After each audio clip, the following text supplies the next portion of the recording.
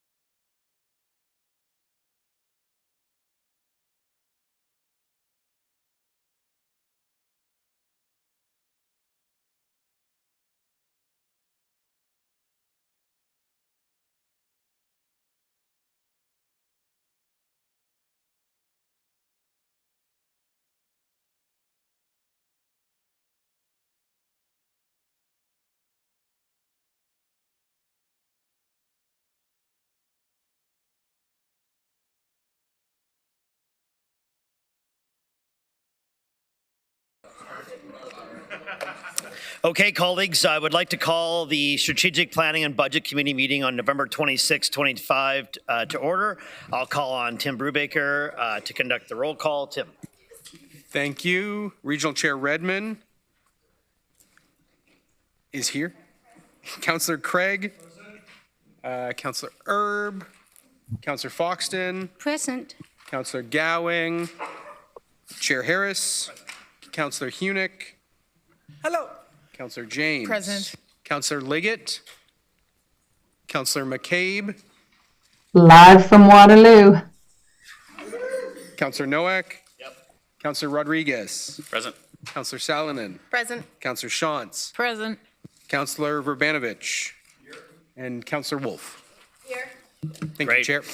I would like to acknowledge that the land on which we gathered today is the traditional territory of the Haudenosaunee, Anishinaabe, and Chinantan peoples. We acknowledge the enduring presence of the Indigenous people with whom we share this land today, their achievements and their contributions to our community. Are there any declarations of conflict of interest?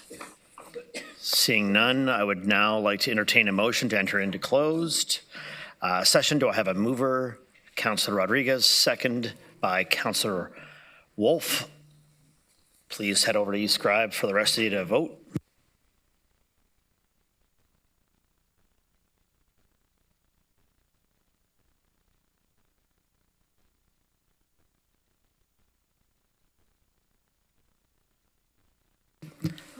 I believe we have unanimous consent on that. Excellent. Okay, that is carried.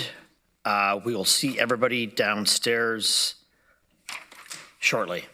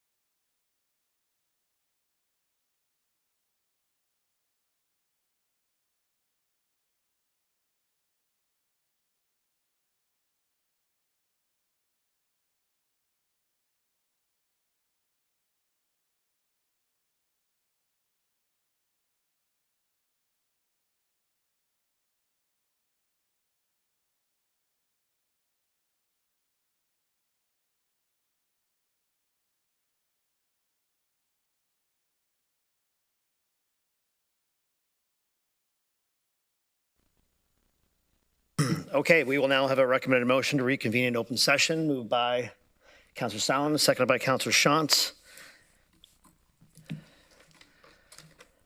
I'm in favor.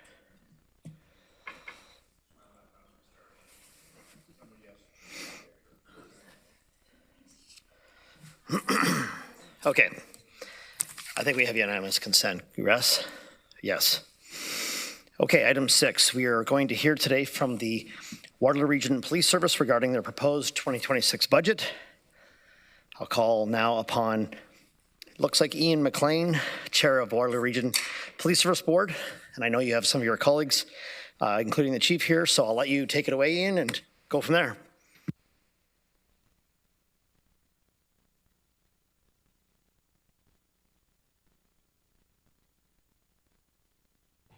I guess I could have done that. Out of practice, sorry. It's been 15 years since so thank you and good afternoon, members of Regional Council. I'm Ian McLean. I'm here in my role as the Chair of the Waterloo Region Police Services Board. I'll start the presentation, then the Chief and Kirsten Hand will walk through some of the details on the budget. I am here proudly representing my fellow board members, including Chair Redmond, Mayor Shantz, Regional Councillor Craig, Tony Giovinazzo, Karen Quigley-Hobbs, and Jim Schmidt. Each of these exceptional individuals on the Police Services Board are collectively focused on ensuring that we respond to public safety issues in a prudent and responsible manner. I'm also proud to be joined by WRPS executive team led by Chief Crowell. Deputy Davis is not here today, but she wishes she was, I can tell you.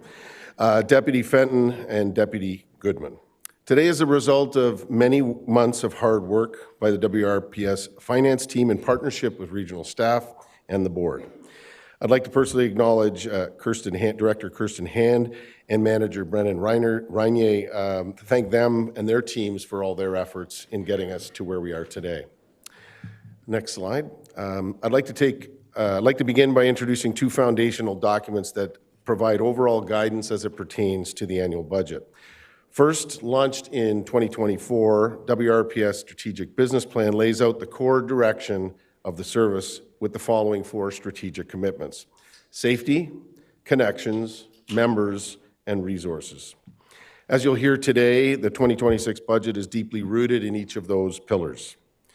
As this plan was receiving community input, something that has stuck with our board was that a majority of those surveyed felt that there were too few neighborhood police.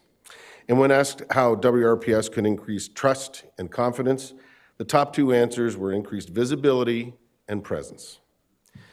Next slide. The next fundamental document is the Provincial Community Safety and Policing Act. Currently in the 2nd year of its implementation, this act continues to bring significant changes to our police governance. We highlighted last year some of the extra costs in becoming compliant with the new legislation, and these continue into 2026, namely in the form of some new staff and training. As you'll hear later, $2 million in additional costs is required for enhanced court security at the Consolidated Kitchener Courthouse. Under that legislation, the CSPA, what brings us before Council today is the 2026 approved operating and capital budget estimates. At its core, our mandate is to ensure that there is adequate and effective policing in Waterloo Region. And I think that it's important to understand what the legal definition means in daily practice. When you distill it down, it represents components like having the proper number of highly trained officers combined with the needed and necessary infrastructure, and ensuring that the service is responding to public safety in a manner that is fair, builds public trust, and maintains accountability. Or in having the expertise and capacity to respond to all emergencies or incidents that threaten public peace. While this is a significant and broad mandate, our board is unified in this responsibility and in amongst the board before you today and the budget today. Annually, the budget is the most significant work that our board will undertake. As for the 2026 budget, it is a bridge towards the future by making necessary investments in both people and facilities. It's also a prudent budget in our estimation as a result of only advancing budget increases that are required by the legislative provisions of adequate and effective policing. The main elements of the 2026 budget are sustainable sworn officer growth, responding to community needs and demands, absorbing legislative pressures, and keeping focused on organizational improvement. The next slides illustrate some pertinent data points to provide a better understanding of what the board based its decision-making on. As everyone around this council is aware, our region is experiencing significant growth. According to the Conference Board of Canada, our population rose by more than 120,000 people between 2019 and 2024. Like every public service, this growth is and will continue to have an impact on public safety. In my role as a Chamber of Commerce president, we've spoken at length, as you have, about the need for being ready to be 1 million people. And policing is certainly not immune from this reality of growth that's coming. As I've said to this council before, over the last decade, investments in WRPS sworn officers have not been made in a smooth or consistent fashion. Years of zero officer growth added to the service has caused challenges both in terms of retention, but also in our operations. So as we fast forward to today, WRPS is now seeing the result of this underinvestment in our staffing levels before you on the slide. You see the growth. As a service, we're moving away from relying on comparative population data and other jurisdictions to a more informed staffing decisions based on our own local data. However, the results are stark. WRPS sworn officer staffing levels are amongst the lowest of other comparative police services. The next two slides showcase the impact of being understaffed on our sworn officers and members. In relation to caseloads, Waterloo Region has one of the highest reported criminal code incidents per police officer. And this is also true for the number of charges per officer. Waterloo Region is amongst the highest in that category in Ontario.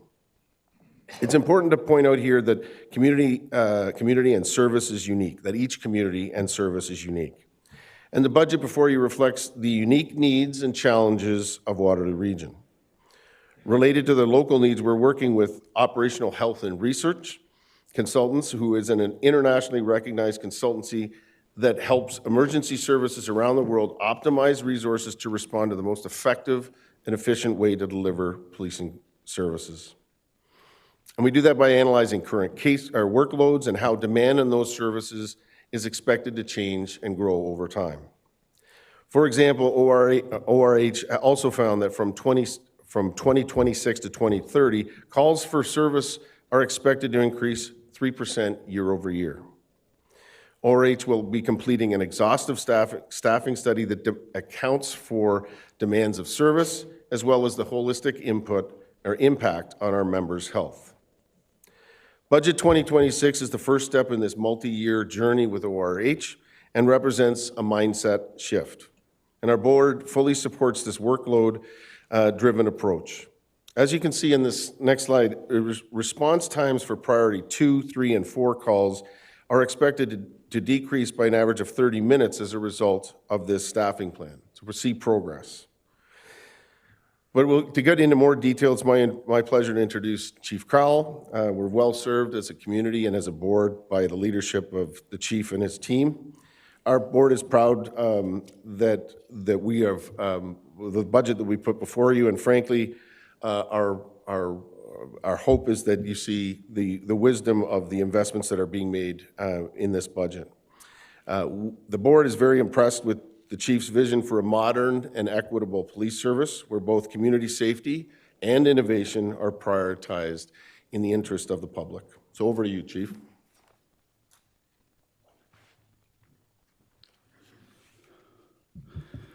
Good afternoon, all members of council, and thank you very much for this honor. Very proud to be here on behalf of our entire team, our organization, and certainly on behalf of our community. This is my fourth time with you presenting information for an annual budget, and I don't know if the lighting has changed or something has changed, but the environment seems lighter and brighter this time, so I appreciate the opportunity. We are the sixth largest police service in Ontario, and as Chair McLean mentioned, seeking to be 1 million ready. This is an undertaking that we take with great regard. The slide that you see today features that we're gearing towards over 300,000 calls for service. And in today's presentation, I will highlight some of those calls for service. Typically, we see over 300,000 calls for service. Some of those certainly are, the majority of them are 911 calls for service. Our non-emergency response, our online reporting is gathering some steam as well. And all of our call response is gearing us towards the focused, it's not on, okay. Thank you. Thank you for the great help. Is gearing us towards what we've described before. Oftentimes, we are policing two neighborhoods, the on-the-street response, where we're responding to homes and to streets and to businesses. But increasingly, we are in an online environment for many of our investigations, namely cybercrime, fraud of many kinds, and increasingly, many of our investigations involve elements of a digital footprint of many kinds. So today's conversation and presentation will only feature a fracture of our work, but all of it is in the focus of our executive team's priority of making us the most efficient, the most innovative and collaborative police service in Canada. And in that light, we have moved towards a crime suppression through stratified policing model. And we're very much focused on realigning some of our operations and using an analytical framework and evidence-driven practices to guide our work. We are looking at committed to in the first full year of redeployment of some of our resources to a 10% reduction in the highest crime priorities for us, namely gun violence, break-and enters, and robberies. And at the turn of Q3 into Q4, we're recognizing a 19% reduction in break-and enters, robberies, a 36% reduction in firearms-related offenses and shootings. And I say that, and as we were preparing for this presentation in the last week, in the week of November 16th, we saw a flurry of violence across this region, a brazen shooting in the city of Waterloo in the intersection of Bridgeport and Weber Street, just close to 2 o'clock in the morning, 51 rounds fired between two vehicles. We had the third homicide confirmed on the Monday morning. A female stabbed her neighbor to death in the city of Kitchener. We had a cluster of robbery activities that started in Waterloo from Conestoga Mall, ranging down to the Cambridge Centre Mall, where we intervened and arrested 5 individuals aged 15 to 22 who had 2 loaded handguns in the mall. And during the course of one of our arrests, there was an attempted carjacking of a woman entering her car. Rounding out that last week, we had an alarming shooting in Cambridge where multiple rounds were discharged into a home of a residential neighborhood. So when I speak about statistics tonight and our efforts about percentage reductions, these are the crimes and these are the investigations that our members are undertaking, and there's an unpredictability to the course of our work. Displayed for you is an example of how we have realigned some of our divisional resources to be focused and to provide our divisional commanders and leaders the best foot forward so that they have an equal opportunity with the resources to be deployed. At the turn of this year, we'll be reinstilling a superintendent in each one of our divisions to provide political and leadership stability to our political representatives in each one of the urban centers. We have added a street crime team to complement our direct action response team and community and youth engagement teams as well. And we've added analytical capability within each division and dedicated downtown officers as well in 3 of our urban divisions. All of this is complementing a rural policing strategy where all of these urban divisions are providing support to all of our regional teams, to our rural township environments as well. And we're really starting to find the rhythm of operating with more fluidity, more evidence-driven practices, and focusing on those top crime priorities. All this to say, we are keeping our eyes on the horizon.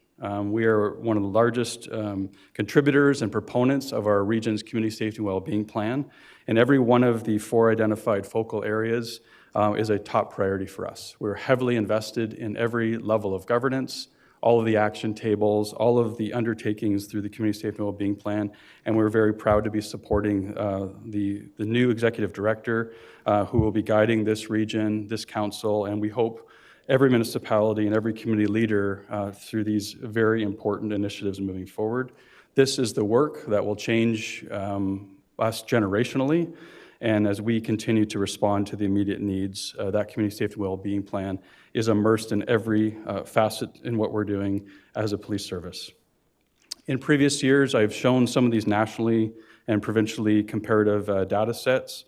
So displayed for you is the Total Crime Severity Index, which considers both the seriousness and the volume of crime. There have been some slight improvements in this data table over the last couple of years. There was a slight decrease. The next slide features the Violent Crime Severity Index, which shows, again, some slight improvements within the Violent Crime Severity Index. And we're seeing within the categories of homicide, sexual assaults, robberies, crimes against the person, these are the ones that will make a difference, and that's, in essence, why we prioritize so much through our crime suppression framework. And lastly, the total crime rate is seeing a slight variation between 2023, 2024 data across our categories. All this to say, improvements have been made. Case clearances, our charges per officers, as Chair McLean mentioned, continue to be amongst the highest in Canada. The highest caseloads per officer in the country of Canada are in Waterloo region. And that is something that has a bearing on the work that our members are carrying out every day and the efficiency and the fluidity of our investigations. So within totality, we're making progress within these crime categories, but I can tell you we still remain amongst the highest in the Big 12 police services in Ontario, and across Canada we still have some high spikes of crime incidents here. Some of you will have followed the news story this morning in CBC featuring an analysis of 8 of the top largest communities in Canada, and noting that in Waterloo region, violence on transit doubled between 2016 and 2024 in Waterloo region, following the trend of communities right across Canada. And as we look to continue to grow our transit systems, GRT, ION Phase 2, and more, these are things to keep in mind as we and other partners continue to be committed to providing safe infrastructure and access to public service everywhere across this region. Looking at some of the trends, I've highlighted some of this. What's featured for you there is a totality of our shootings year to date. We've had 16 shootings. There was a total of 22 shootings last year, so we're a little below trend in terms of year to date. The number of homicides is below the total of 5 last year, where 3 confirmed homicides.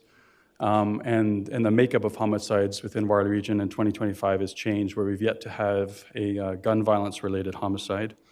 But we've seen some variability, a slight reduction in the category of robberies, where we've seen some reduction in our person-on-person robberies, but a slight reduction in our commercial robberies, but a slight rise in our person-on-person robberies, and a slight reduction over all of our robberies.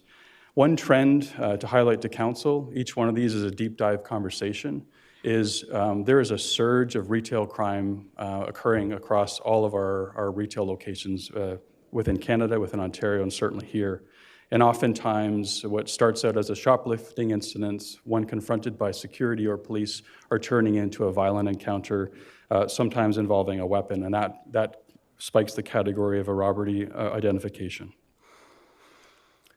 Looking and changing gears somewhat to road safety trends, every one of you as community representatives knows that road safety is amongst the highest concern for residents of Waterloo region.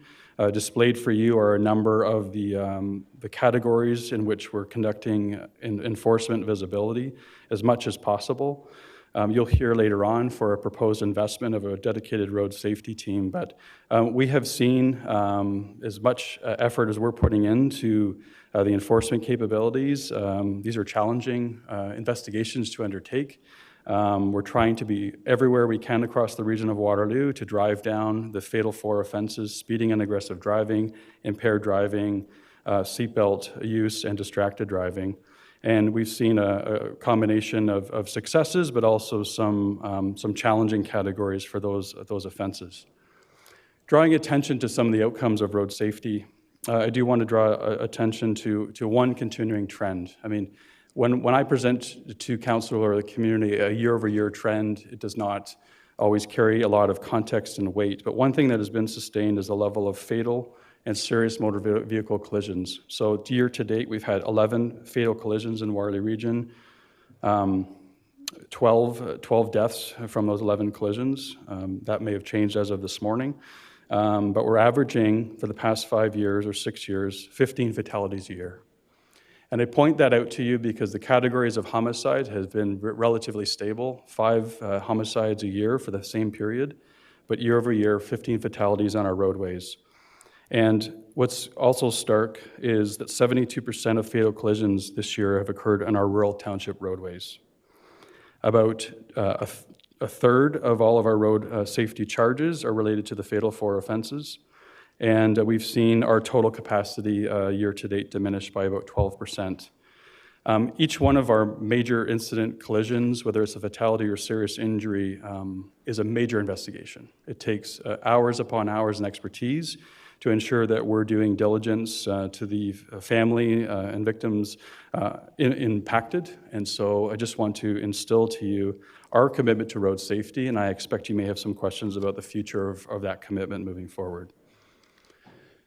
Another contextual conversation of just organized crime in general. There's no doubt that this is a destination for various facets of organized crime. Speaking with colleagues across Ontario, across Canada, there's no large urban center such as ours that is not affected by the tentacles of organized crime. With our highway access corridor in all directions, we are an ideal location for all kinds of auto theft, robbery, retail crime of many kinds. We have not seen some of the deep entrenchment of home invasions that are occurring in the GTA, but oftentimes we're seeing trends spill out from the GTA to our jurisdiction. And one of those examples, and we're going against a trend where we've seen auto theft drop in Canada, Ontario, and the Greater Toronto Area, but not in Waterloo region. Last year, we had a 19% increase in auto thefts, 1,193 vehicles stolen. And these are global organized crime initiatives, as we've discussed before, and many of the organized crime groups carrying out these offenses stem from the GTA, Quebec, and we know that this is a global enterprise. We continue to be making strides in our human trafficking awareness and investigation initiatives. One trend you may have seen related to this that has just been occurring in the past couple of months are distraction thefts involving typically seniors being approached by strangers and a switching of jewelry. This is all the funneling of the theft of jewelry into organized crime enterprises that's connected at a provincial and national level. Our members, as I've discussed before, are regularly being pulled into other jurisdictions and vice versa. There's a fluidity and there's really no borders when it comes to many of the things that our members are undertaking. Switching gears again, this council and on all municipal councils in the region of Waterloo have made the declaration of intimate partner violence as an epidemic, and we know that conversation continues at a provincial and national level. For some context, since those declarations have been made in 2023, WRPS has responded to over 12,000 IPV-related cases. We have remained consistent year over year on the cusp of 6,000 to 6,400 cases for the past 5 years. And we know that as our community diversifies and it grows, that IPV by large will continue to be a challenge and an opportunity for us to improve our investments and our interventions. Annually, WRPS members are involved to the tune of about $7 million in our operating budget for IPV alone. We have had some amazing success in the interventions where approximately half of those involved in our early intervention and prevention program. Everything we do is done in partnership, but that's trying to get involved with those facing intimate partner violence related issues, the cluster of stress and concerns that arise in the familial intimate partner situation. There are ways to intervene and to provide assistance and to stem the tide on this very difficult situation that affects every community. Just one other obligation, again, as Chair McLean mentioned, so much of our work is legislated.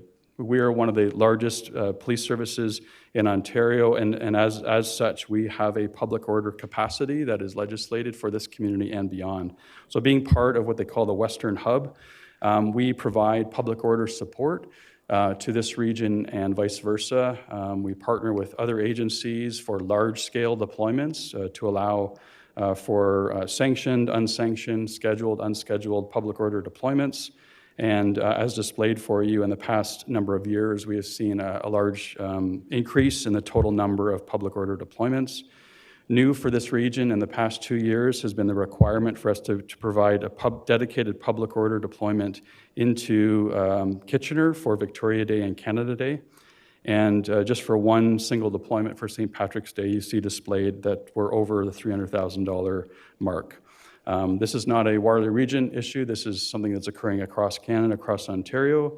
The right and the ability to gather, to protest in all kinds of situations in a very sometimes contentious geopolitical environment provides all kinds of capabilities. But when you start adding these layers of responsibility on top of all the things that we want to do as a region and within our municipalities for holding public events, entertainment, and having communities that thrive, these are stresses pushed upon our region or our regional response that have a cost because most of this work is done on overtime and most of it is done on time off for our members, and that has a cumulative impact. I won't belabor something that we are very proud of. I think this council knows and sees us as much as possible because we see you at the same events, well integrated into every community, every organization, every neighborhood where we are welcome and requested to go. And through our Equity, Diversity, Inclusion plan, our title for it is Total Community Engagement. There's no relationship that we don't want to forge. There is no investment that is not worth making when it comes to building trust and confidence. And we're very proud of the hundreds of community events that we attend on the year, the thousands of hours, not only for our full-time members, but our volunteer members that are immersed in the community. And I can tell you the dividends that are paid are limitless in terms of the strength that we build and the learning that we do being immersed in so many worthy causes and community events. And I could go on for the pride that we have in our members and those relationships. All of it is a work in progress. We are a vibrant, growing community, but that remains very essential for us. Again, on our investments in innovation and modernization, we continue to be optimizing all resources. We are looking to continue to be on the leading edge of everything possible that will stem the tide on the need to grow. If technology provides solutions for change, for doing it better, for serving the community in a more optimal way, we are up for that task and the challenge to figure it out and to look to implement it. One example has been this year's integration of 911 capabilities within this region into our surrounding regions, where we've seen some optimization in our call response capacity. This year to date, we've seen over 20,000 calls for service diverted into a frontline support unit capacity.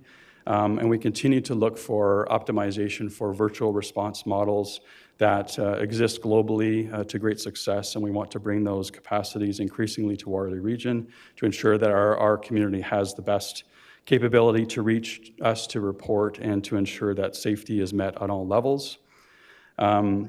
And we are integrating many closed circuit television program capabilities on the outset right now. So we've been immersed on a bit of a tour with municipalities, with communities, as we look to grow two different programs. One is called CamSafe, where it's a voluntary registry program trying to encourage individuals and businesses to register their camera networks with us, and also the CCTV camera networks that we will be deploying through MOUs with different municipalities across the region.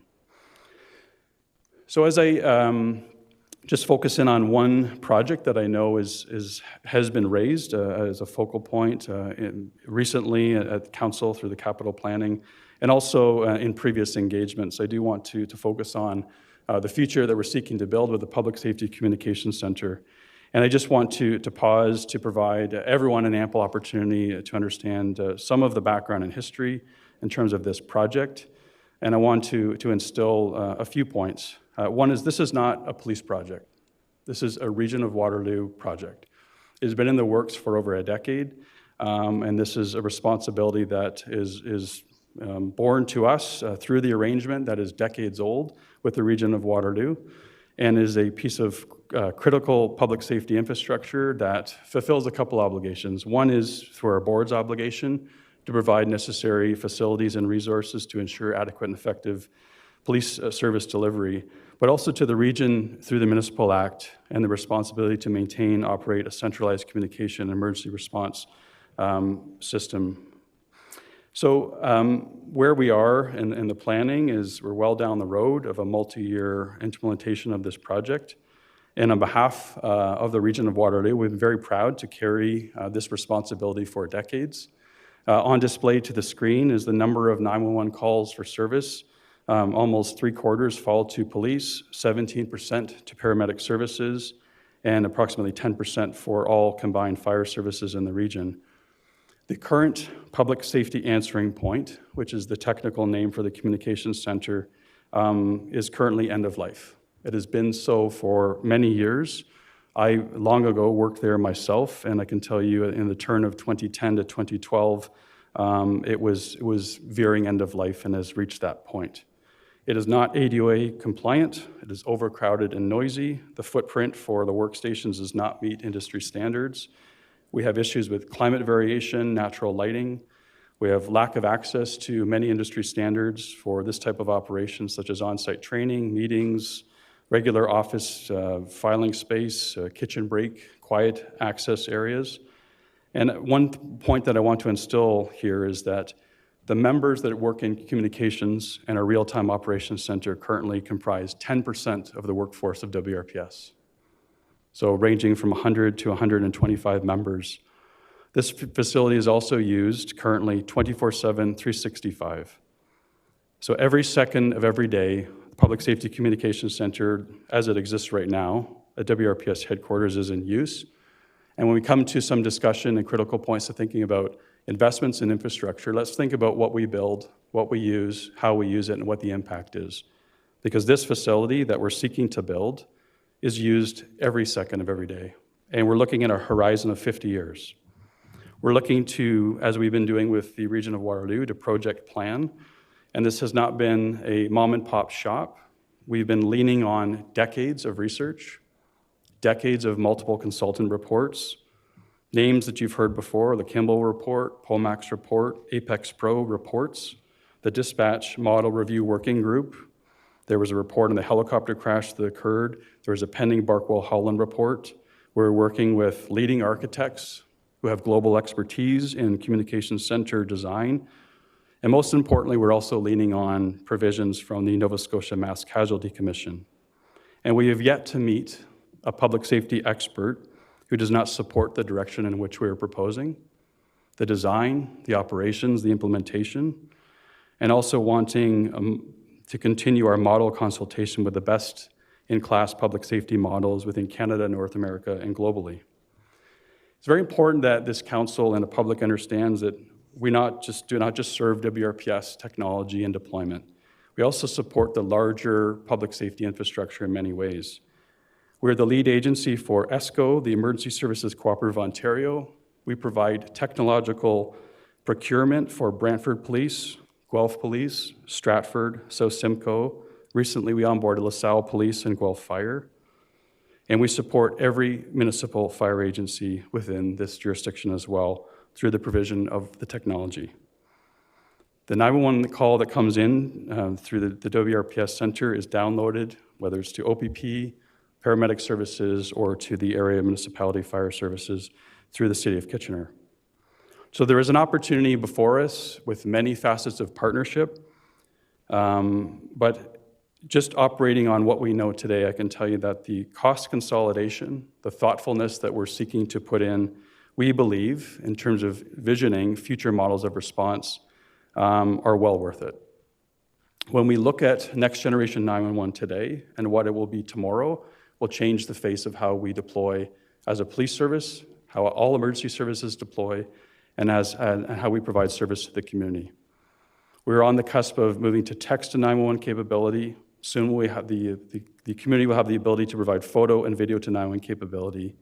We are encountering new and quite daunting cyber threats of many kinds, all kinds of video technology that is causing us concerns at this early stage before many switches are turned on.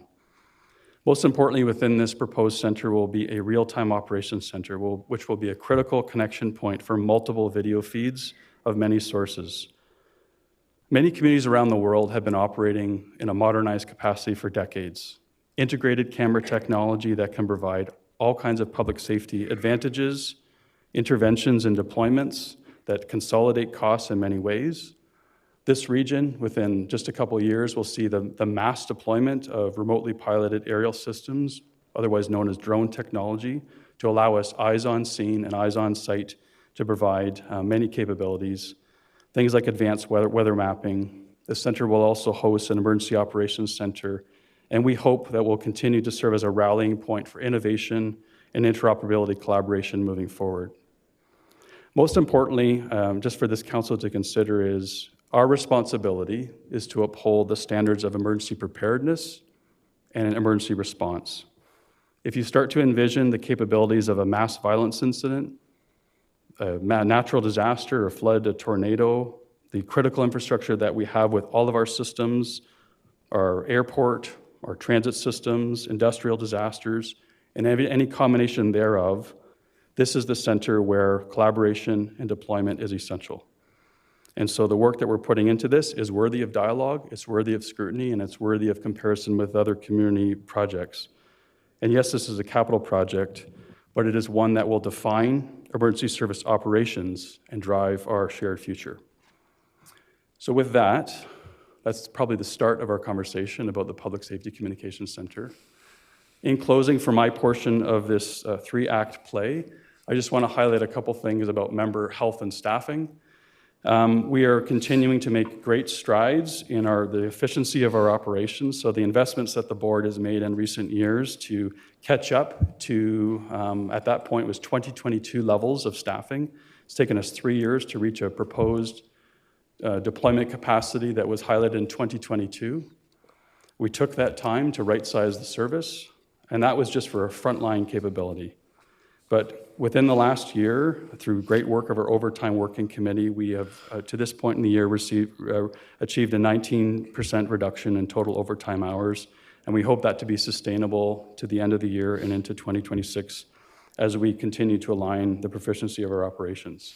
So displayed for you in the package is the last 5 years of data related to the overtime provisions, and we're very proud of that continued work on building efficiencies.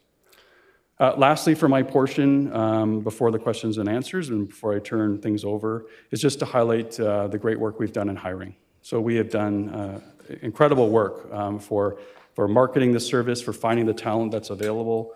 We have hired this year in 2025, 67 new officers. And year to date, we are at full complement, meaning for the full financial allocations that are provided us for hiring, we have achieved full authorized staffing for both our sworn members and our civilian members. So that growth of 18 allowed us some of those efficiencies that I mentioned.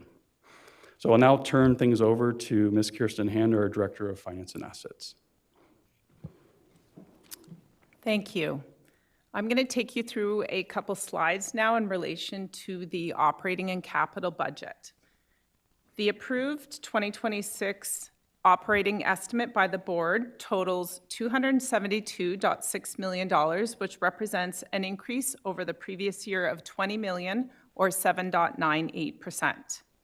Based upon the assessment growth of 1.15%, this represents a tax impact on the WRPS portion of the property tax bill of 6.75%. This slide takes you through some of the budget drivers in terms of what impacted our budget year over year. In subsequent slides, I will go through each one in more detail. From a total FTE increase year over year, we have invested in 28 new sworn positions. I will note that 2 sworn positions ceased, so the net impact year over year is 26 sworn FTEs. That is in areas such as frontline patrol services, investigative services, road safety, court security, maintaining public peace, and organizational culture. And again, I'll take you through some of these elements in more details in subsequent slides. The major impact year over year relates to core policing responsibilities. That equates to a 3.8% increase year over year, or $9.6 million. The major areas are contractual adjustments of 1.6%. We recently negotiated a new collective agreement with our Waterloo Regional Police Association, so included in that category would be items such as cost of living adjustments and other premium and other savings through that negotiated agreement.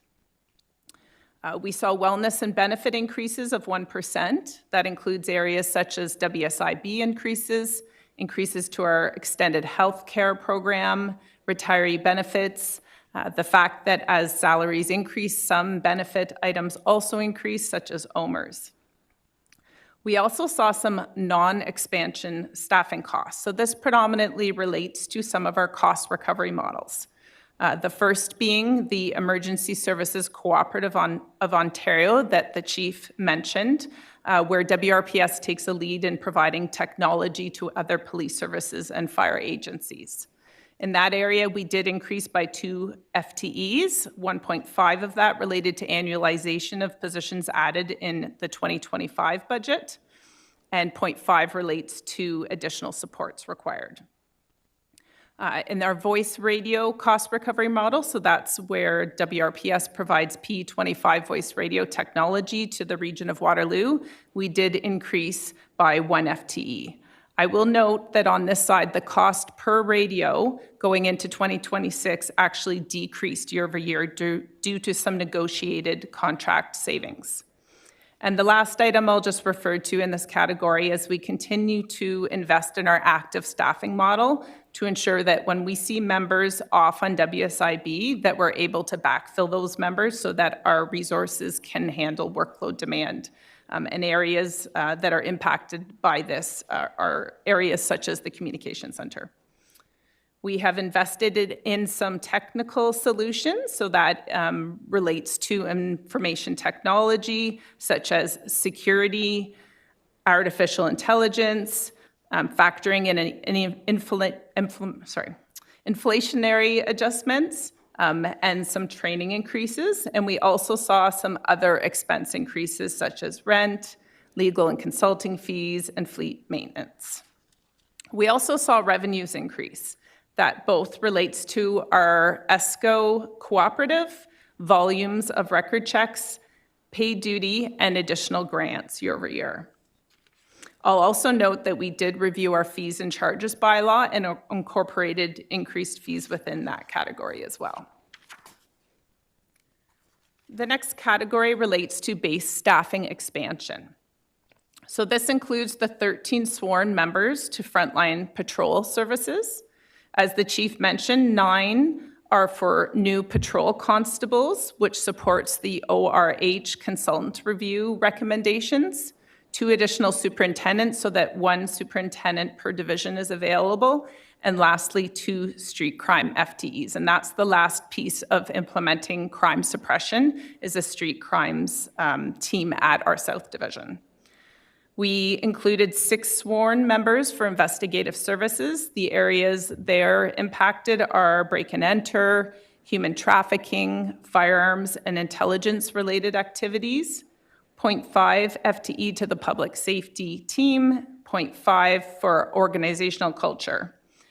And as we add sworn, it is necessary to also increase some of our civilian support areas.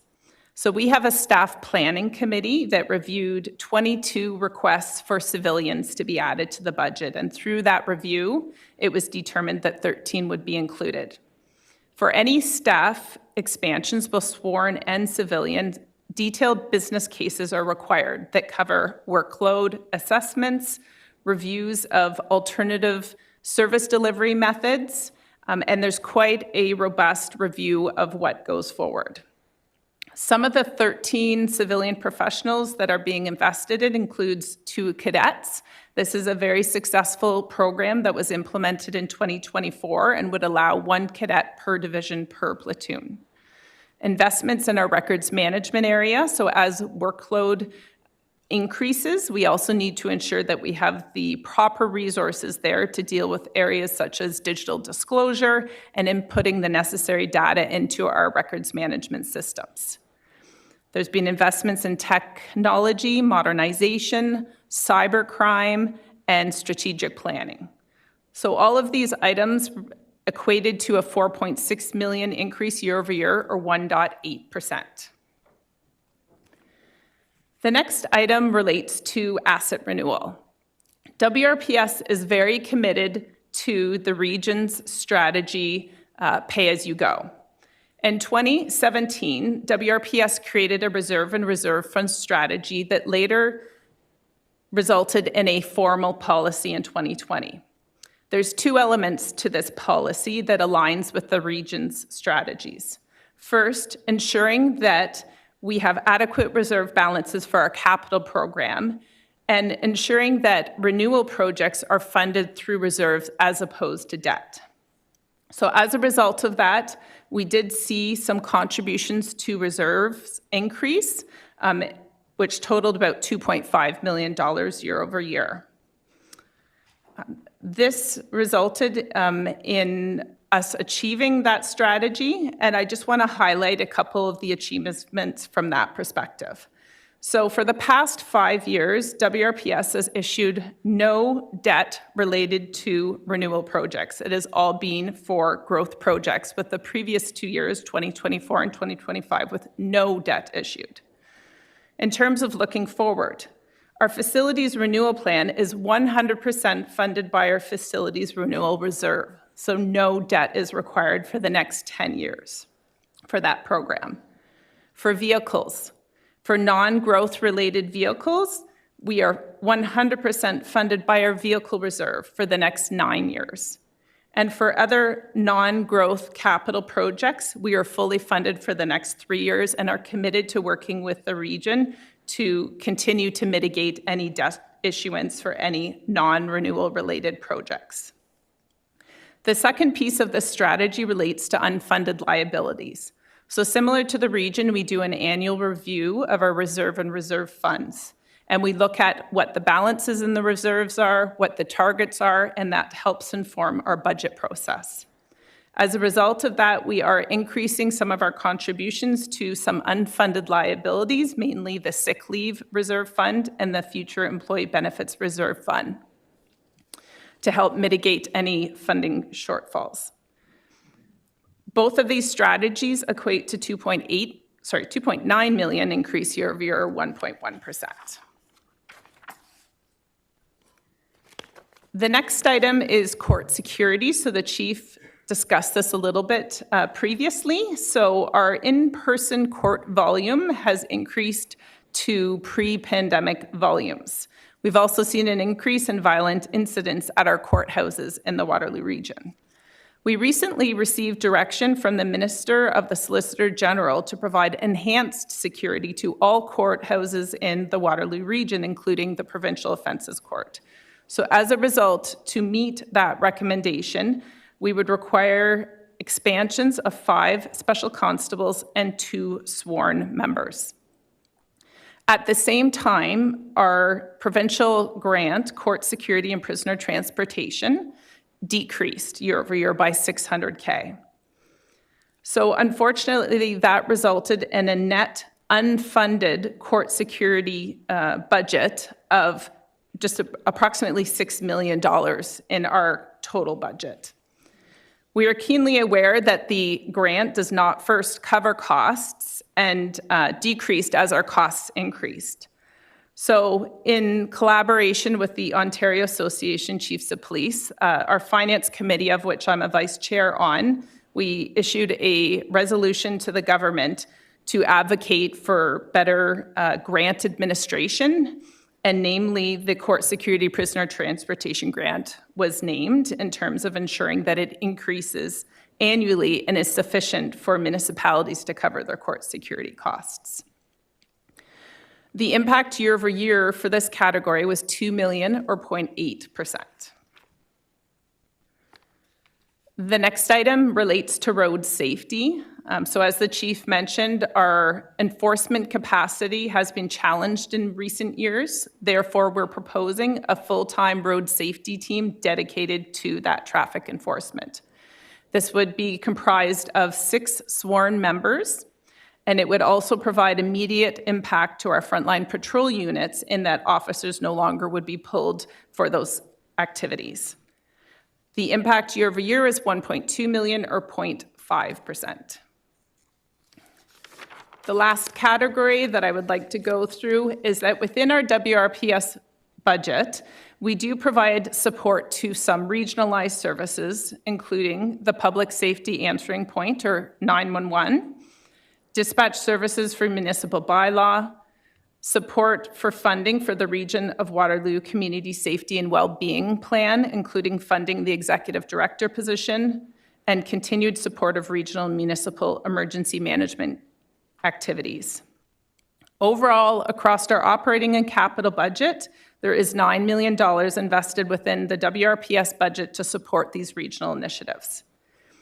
We did have conversations with the cities in North Dumfries about providing a dedicated bylaw dispatch model, which would provide them a dedicated radio channel, which then would satisfy our CMP requirements, as well as a dedicated bylaw telephone number. This will go live partly through 2026, so we will see cost recovery for those activities partway through the year that would be annualized in the next budget year. It does require 4.5 FTE increase, which would be annualized to 6 FTEs. So as a result of that cost recovery partially through the years, that category actually decreased year over year by $144K or 0.1%. So I'll just talk a little bit about capital before we wrap up today. Our 2026 capital request totals $23 million. That does not include 2025 carry forward. And our 10-year forecast totals $252.5 million. This represents approximately 6% of the total region/WRPS capital 10-year plan. Some of the categories that are included includes facilities managed capital renewal of approximately 12% of our 2026 ask. And as I mentioned earlier, this is 100% funded by our facilities renewal reserve. 17% of our 2026 capital plan relates to fleet. So that could be either replacement of existing fleet or new. I will note that any growth vehicles for patrol is funded by regional development charges. However, any remaining capital required for fleet is 100% funded by our vehicle reserve. 7% of our 2026 capital budget relates to information technology projects, both the CCTV or closed circuit television project for our ESCO cooperative, related to server replacement and some monies for disaster recovery. So we receive cost recovery for all our partners for their pieces of that. So we see economies of scale from that perspective. And lastly, we have some monies included to implement our automated equipment sign-out locker system and our evidence management system at our divisions. It's been implemented at the Central Division to date. 22% of our capital plan is related to equipment. So this could be items such as information technology, laptops, computers, specialized equipment needed, such as traffic radars, firearms, and et cetera. And the last and largest bucket is 42% for facilities addition and refresh. And that ensures that we have the facilities available for our staff growth. The equipment bucket is, again, 100% funded, and same with information technology, but our capital reserve. And our facilities and additions and refresh, there's a combination of it funded through our capital reserve, and any growth-related capital items would be funded through debt and regional development charges. We are supportive and keenly aware of the region's affordability strategy.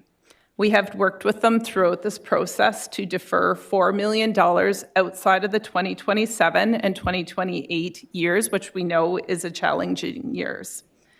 In addition, the region allowed us to work with the regional development charge consultant to do a review to feed into the review that I know the region will be undertaking, so that that was updated across our 10-year forecast.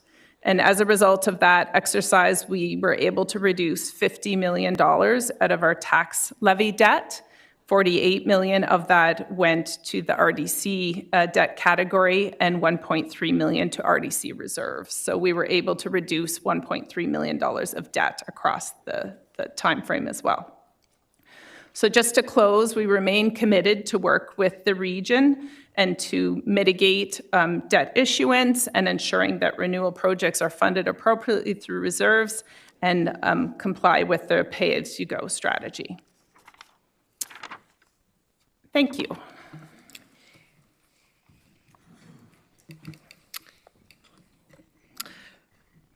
Any wrapping up remarks, Chief, or we go right to questions? Just thanks for the opportunity. I look forward to the discussion and questions. Thanks. Okay, well, thank you, Ian, Chief, and your team for the presentation today. I will say I missed a few of the videos that you've incorporated into your presentation in years past. However, you referenced a few, and I think we've all, unfortunately, watched them over the last little while, including the ones you mentioned at Weber and Bridgeport, and the crazy guy down in Cambridge shooting up a home with bags on his hands, and thankfully he didn't have one on his face. So I trust that you and your team will be doing the hard work that you've done in the past to get these bad guys off our street. And with that, I'll turn over to my colleagues that have questions for you and your team today. Councillor Hunick. Through you, Chair Harris.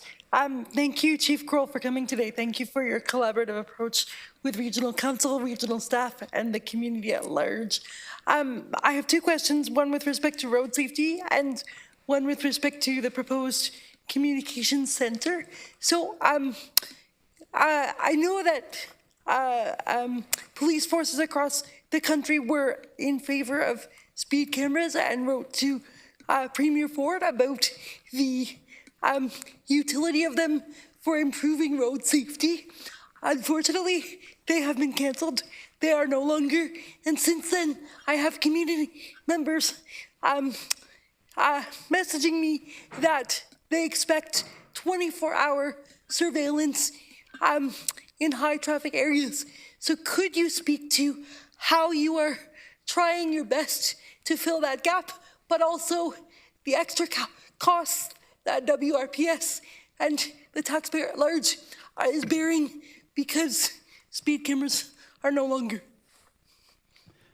Thanks very much for the question. And being a member of the Ontario Association of Chiefs of Police, our position was in favor of automated speed enforcement as a viable tool to support the work that our members do every day. And it is a diminished capacity that all regions and all communities face right now. So having worked well in previous years on the Safe Roadways program, you know, the alignment with this year's budget and that announcement was not directly in sync. The data that we showed today showed a diminished capacity of our road safety enforcement efforts over the past number of years. When we've had a dedicated road safety enforcement team focusing primarily on speeding, we've actually been pulling them from frontline response capacities. So the proposed 6-member road safety team, you mentioned about the financial impact is about $1.2 million of this proposed operating budget, will allow us to hopefully build back some of that capacity, serving as a pilot. And I think we want to continue to work with our regional municipal peers to see the total impact of the infrastructure investments, the work that's been put into place for many years with safe roadway design, and then as a community come together to see if there's any change in effect with those efforts that we're making.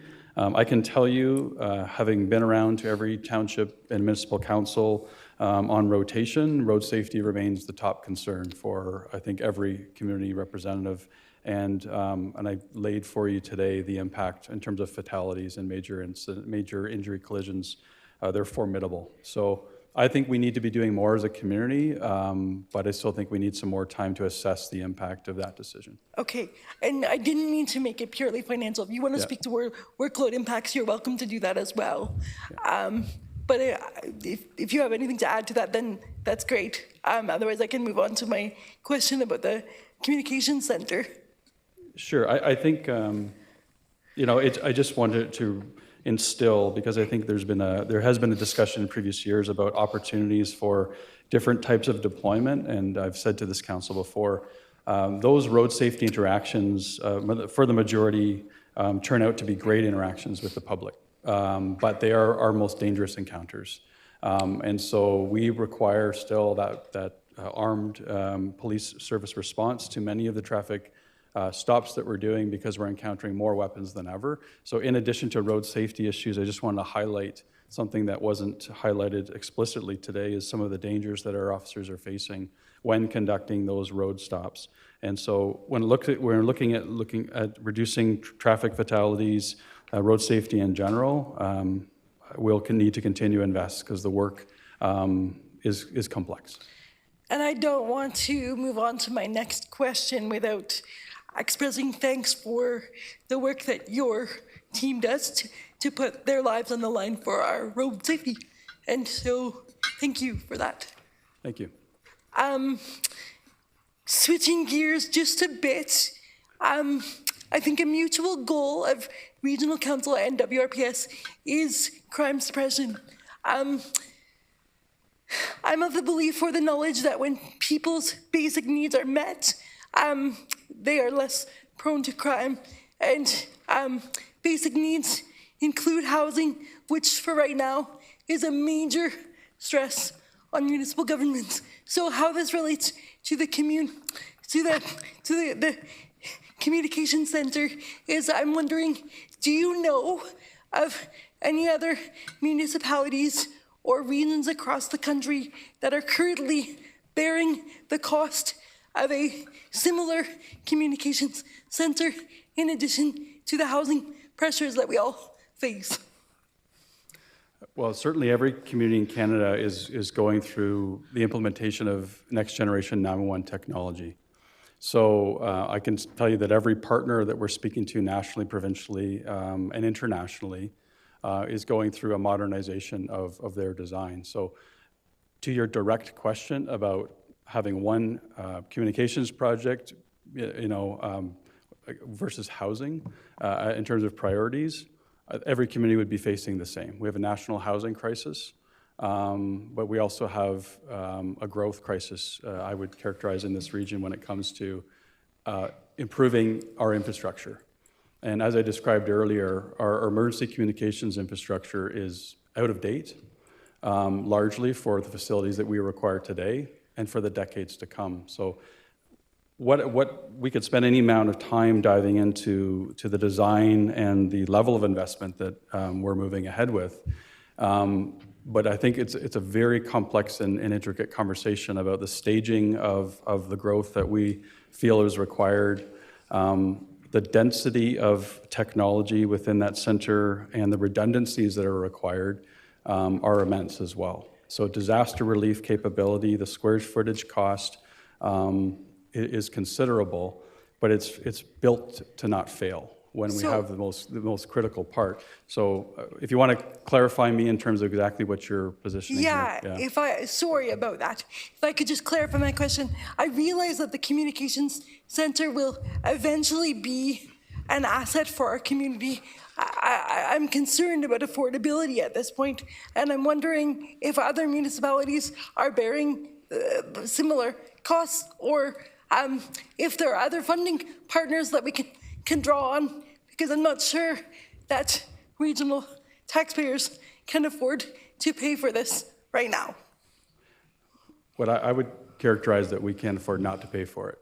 And I would say to this council and largely to our community that I feel we take for granted the infrastructure that we require to be prepared for disaster and emergency, and the lights that need to run every second of every day. So when it comes to housing versus this project, I think this is a comprehensive conversation that we need to have, but it's not lost on the competing priorities. We might do well to get into that calendar year consideration that we have for 27, 2028. Because when you look at the total horizon of our spending, the next 10 years, and I want Kirsten's support, that's why she's staying at the table there, but the next 10 years of investments for capital expenditures that are known and that are guaranteed for this region are about $8 billion, $7.8 billion. The region of the WRPS portion of that is 452, and our projected capital costs over that portion of the year is 6%. Our total expenditure for the regional allotment is diminishing. We've gone from 32.4%, I believe, to now 30.4%. So I do not believe that the two large capital projects that are now projected for the next number of years are out of line with community need and expectations. The alignment of the totality of our projects, I think, is worthy of continued discussion. Because our members are facing the same demands, pressures, and concerns that all of us are in terms of housing and the provisions of those social determinants of health that lead to all of our outcomes. Will this be the first communication center of its kind in Ontario? Councillor Henley, this is the last question I'm going to afford you because there are plenty on the list, and this is not going to turn into a debate because I know that we've got others that want to ask questions on this topic as well. But carry on, Chief, and we'll move on. No, it's not. So Owen Sound, Northern 911, and many of the Ontario Provincial Police centers are moving to the model and scope that we're proposing. Many years ago, Niagara Regional Police evolved to this model as well. And we're also not only trying to get ahead of the curve, when we start to extrapolate the modeling over time, there's elements that we feel will actually not only consolidate costs, but hopefully constrict costs moving forward. As partners have the ability to join, there's cost recovery. And also with the ESCO arrangement that we have, we believe we'll be able to drive down continued costs through shared procurement and implementation of technology. So that's, we're actually trying to make, we think, is a smart growth investment. And it's not made up by our expertise, it's guided by other subject matter expertise locally and afar. And it's been multi-year recommendations to look at the design that we're proposing to undertake. Thank you. Councillor Wolf. Thank you very much for the presentation and your service. And also, I'm happy to see that certain crimes we've reduced, but you most probably know what I'm going to ask, and it's the intimate partner violence, which we see throughout the years is extremely high. You have your early intervention and prevention program, which I'm glad to see for those people having it. It's reduced, 48%. That have had no further IPV-related cases reported. So are you expanding that service in 2026 is one question. And then the others is, how does the fact that there are so few shelter spaces for women and very few affordable rentals for women to access impact your officers' ability to help women experiencing intimate partner violence? I never want to strike out on a response to a question, but I just have to gaze here. I don't know if we have any additional resources for our intimate partner violence unit, specifically in the 2026 expansion. So we have approximately 13 officers going to frontline policing. Some additions to investigative services are for break and enter, human trafficking, firearms responsibilities, and intelligence, and that's where 6 are going. And then the other 6 are going to road safety. We have built up in the past couple of years our intimate partner violence capability on the specialized team. The magic there continues to be the Family Violence Project and that community collaborative. So it's not just the investigative capacity that is, from frontline to that investigative unit, by every indicator that we have, we still have the best model in Canada and the best model in Ontario in terms of how we are deploying. And also that early intervention capacity is something we want to continue to invest in. But it's also this balance of, sort of from a health mindset, there's the response to issues, and then there's the prevention work. We always want to expand the prevention, but from the level of growth and expansion that we're proposing, we have to look at every facet of our deployment.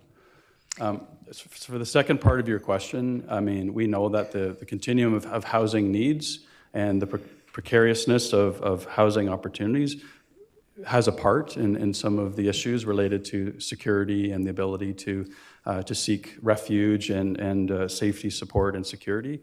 It's just very hard for me to answer that directly and just in the way you framed it. But that's why everything we do in the IPV, gender-based violence space, is done in partnership.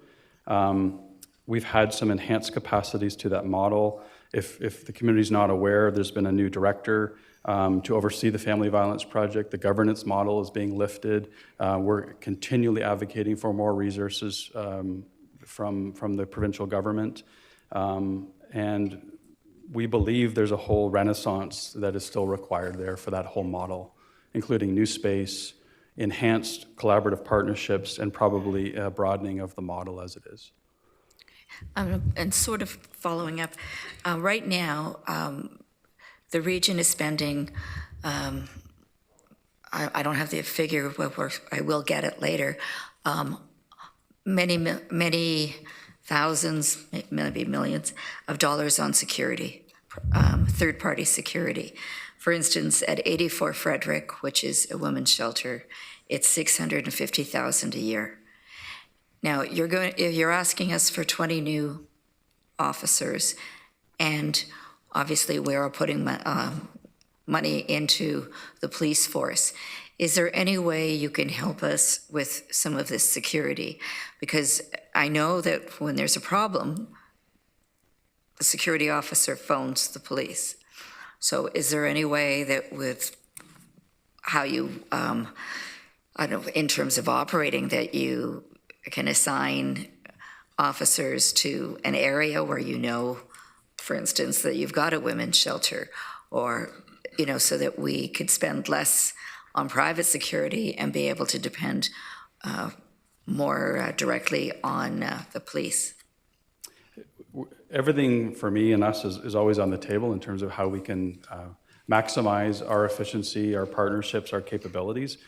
We've got dedicated officers within the downtown corridor where that facility is specifically, but across the region, we can continue to have dialogue about those issues. We have requests for enhanced visibility in every corner of the region. We have continual requests for every event that we hold to make forgiveness on site security, on all kinds of cost containment issues from private to public to our deployment. So we'll continue to put our best foot forward. But I can tell you, we have 868 officers serving a region of 700,000 people. They don't work 24/7. And so those officers, when you start to layer out every capability that they're required to undertake, we often can't be exactly where people need and want us to be. That's a harsh reality. But in saying that, I'm sure that we can continue to look at refining and enhancing and improving our deployment in any of our high volatility areas. I can attest that the officers that are working in around any of those zones very much know those issues of concern, because we're responding to those calls for service. But I think as all of our costs are rising as society, we'll continue to see the necessity for private security supplementing the work that we do, and the work of police will just continue to become more and more specialized and unaffordable for some levels of security that are demanded of us. Thanks. Thank you. Yep, appreciate that. Councillor Foxon. Thank you, and through you, Chair. 72% of fatalities on township roads. I'm sure that perked all our ears up, And I'm glad this was in the report so that when we come here to this council speaking about the roads in the townships, that they realize how serious the situation is.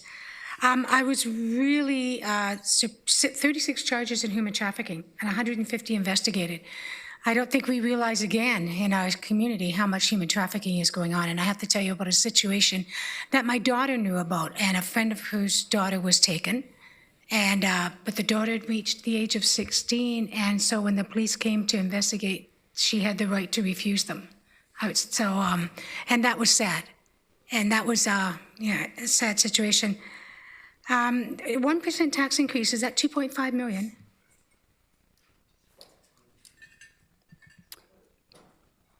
Sorry, I missed the... 1% tax increase on your budget, is that about 2.5 million? Yes. That's what I was trying to figure out from your numbers there. Because I don't like that people think it's 1% of the regional budget. It's not. It's 1% of the police budget, which isn't as great as our budget. So I wanted to clarify that. And I liked the 80, like my councillor member, Councillor Wolf, that 48% early intervention prevention program, that's huge. And I really appreciate that as well. So that's all I wanted to say. I know it's 2.5 million. Thank you. Thank you, Councillor Fox and Councillor James. Thank you, through you, Chair Harris. Chief Carl, thanks for coming in, and the team. It's always good to see you all, and I can attest that there is community engagement because I do see you all out at many events, and kudos to the Serving with Pride that took place a few weekends ago. It was a fabulous event to show connection, not just here, but across many services. I do have a question. It's regarding kind of, the amendment to the Community Safety and Policing Act, that 50-11, around some of the efficiencies. And can you tell me and just explain, what exactly is full complement that you speak of?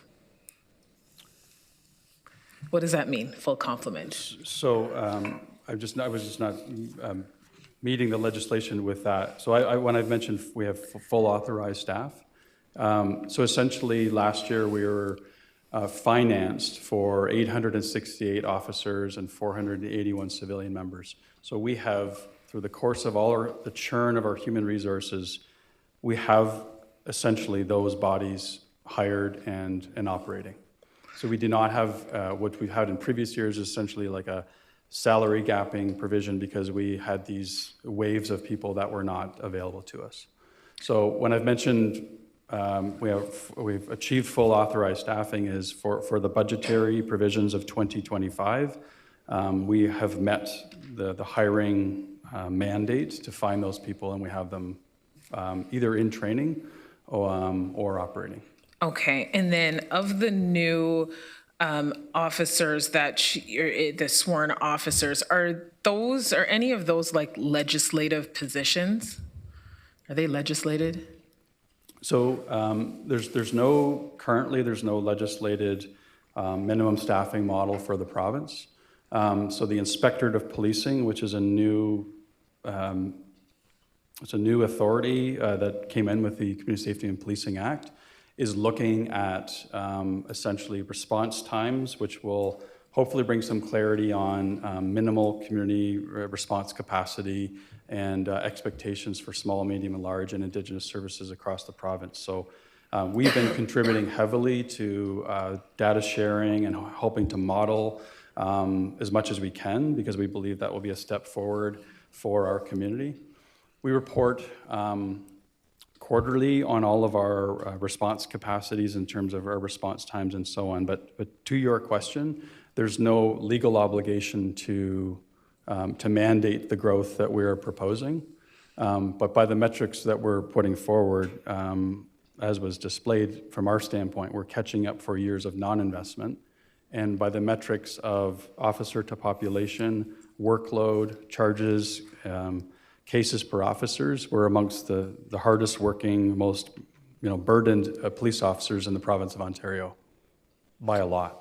Okay, Chair Harris, I just have one kind of follow-up question with this. So the request is for 28 new sworn officers. And when you look at kind of that, the adjustment to this Policing Act, there's the need to potentially look at efficiency. So just looking at, and I have my question here, I'm just going to read it out so I don't mess it up.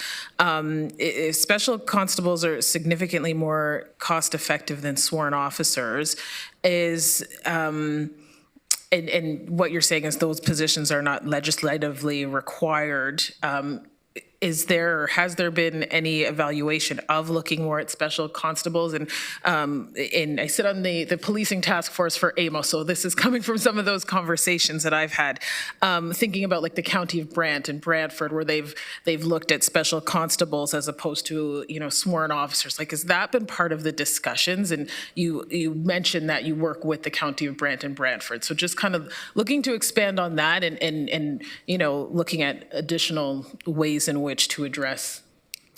Yeah, thank you. And it's a really important discussion. It's come up in many years in many different ways. So for everyone's clarity, we deploy a large number of special constables, primarily in our court security. So the large Kitchener courthouse and provincial offense court, that's our responsibility through legislation. So special constables are the primary employee there. Also in our prisoner care and control facility at Central Division, we've actually been modernizing the leadership. And so typically in the past we've had in those cohorts sworn members overseeing special constables. We've actually added layers of special constable leadership to grow that capacity, and there's some cost exchange or containment with that evolution as well. It's really about subject matter expertise. And then we have special constables operating as forensic identification technicians, and also in some of our cybercrime. And so every time we have a vacancy, we're going through a matrix evaluation of, do we need to replace this position? Are there technological capabilities to enhance, replace the capability? Can we civilianize this position, which is the differentiation between a sworn officer and a civilian professional? And so getting around to your question, we continue to look at deployment models. I can tell you York Regional Police, Barrie Police Service, Brantford Police Service, and some others are starting to deploy special constables as community response officers. We will continue to look at those opportunities. We're looking at that. It was previously recommended in the previous staffing consultant report about having special constables in our frontline support units, so doing online report taking. The differential financially is about $10,000 per member. Mm-hmm. And to this point, the total analysis of our team is we feel like we have the right mix. We're open to suggestions and an evolution of deployment. But we're also looking at the capabilities and the versatility in the sworn officers that we require today versus creating another class of deployment for some of those things. But as I said before, it's on the table. It's not the financial sort of efficiency that people think that it is, because you actually have a different capacity operating, and we're also trying to look at what can we do through partnership through some of those deployments as well. Yeah. Excellent. Okay, yeah. I'll cue back in, Chair Harris. Okay. I have more questions. Thank you. Councillor Gowing. Thanks through you, Chair.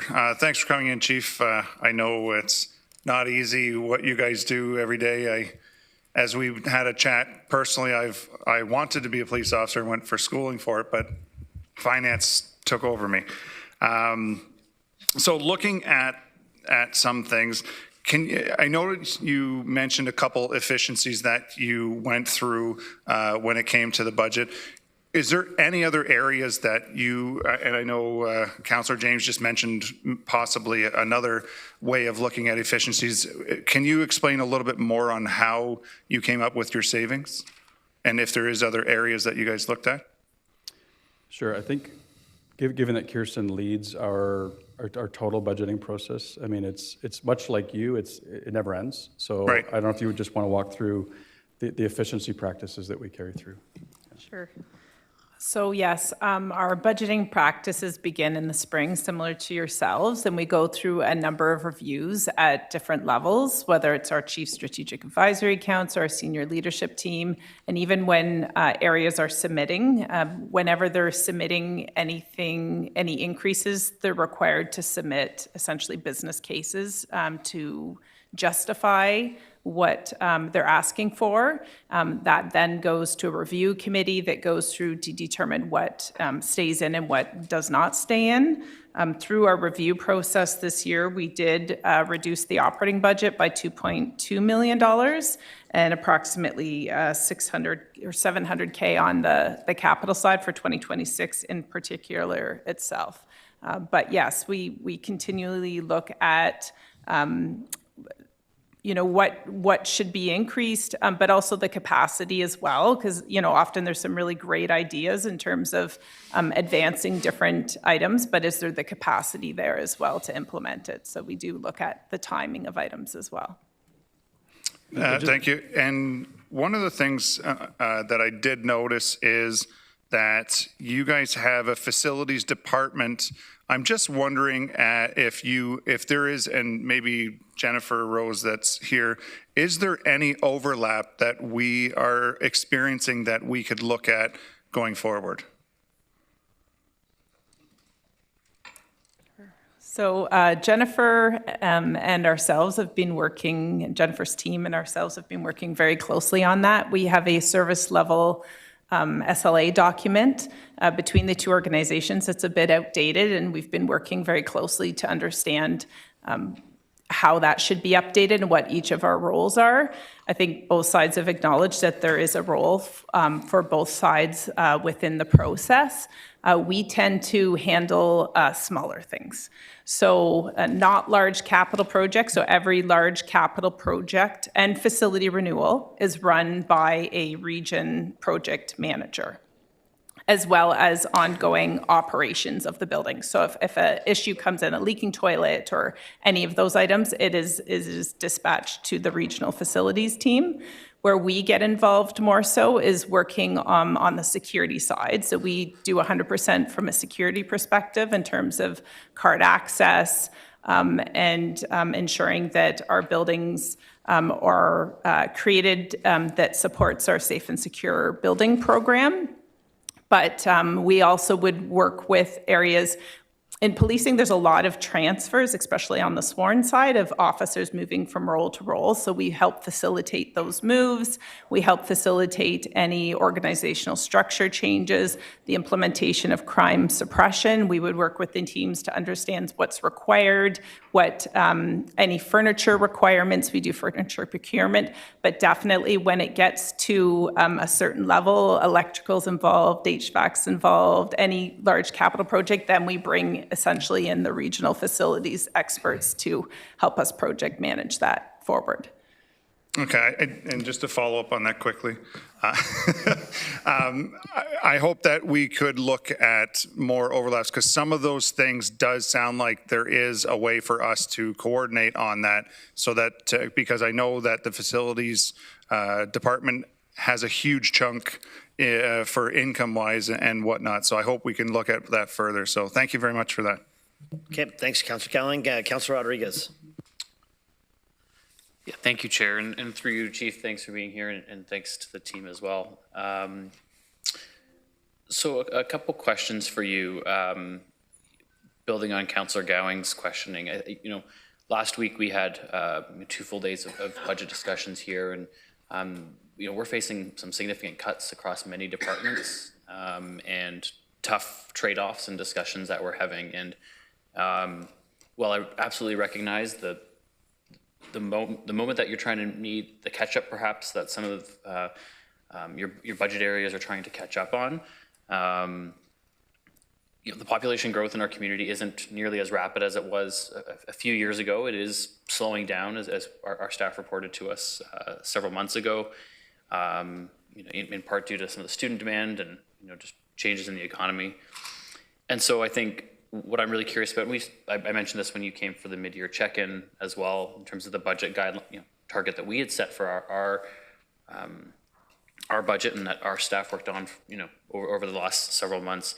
Could you be more like the budget presentation here in front of us really speaks to growth and meeting the moment and perhaps, as I said, catching up. But I'm struggling to see perhaps some of those efficiencies that were spoken to, and I understand that there are things that are done in the background that don't even make it into the budget, and I think that's part of how everyone does their work and before it comes to a board or a committee. So could you maybe speak a bit more about where you were able to find efficiencies or any difficult trade-offs that were reflected in this budget? Yeah, thank you. And I actually wanted to add more to what Kirsten provided, and she might supplement me here. So we took the region's request and direction very seriously, the 5% target. And essentially, when she mentions the $2+ million, that were reduced, it is not significant because different processes would bear out different results. You could say, oh, we cut tens of millions from requests. We are operating essentially with a zero growth mindset from all the requests that come through all of our areas. Because we had centralized and consolidated the staff planning. So approximately 90% of our operating budget is people. And so any additions you see to growth here were centralized in that respect to that staffing request. So it's probably a little more mechanical and maybe smaller magnitude in numbers than the number of regional departments and facilities and so on. But I would just highlight some of the slides that were contained in Kirsten's portion when it started saying, like, here's the chunks that make up the 6.75% tax impact.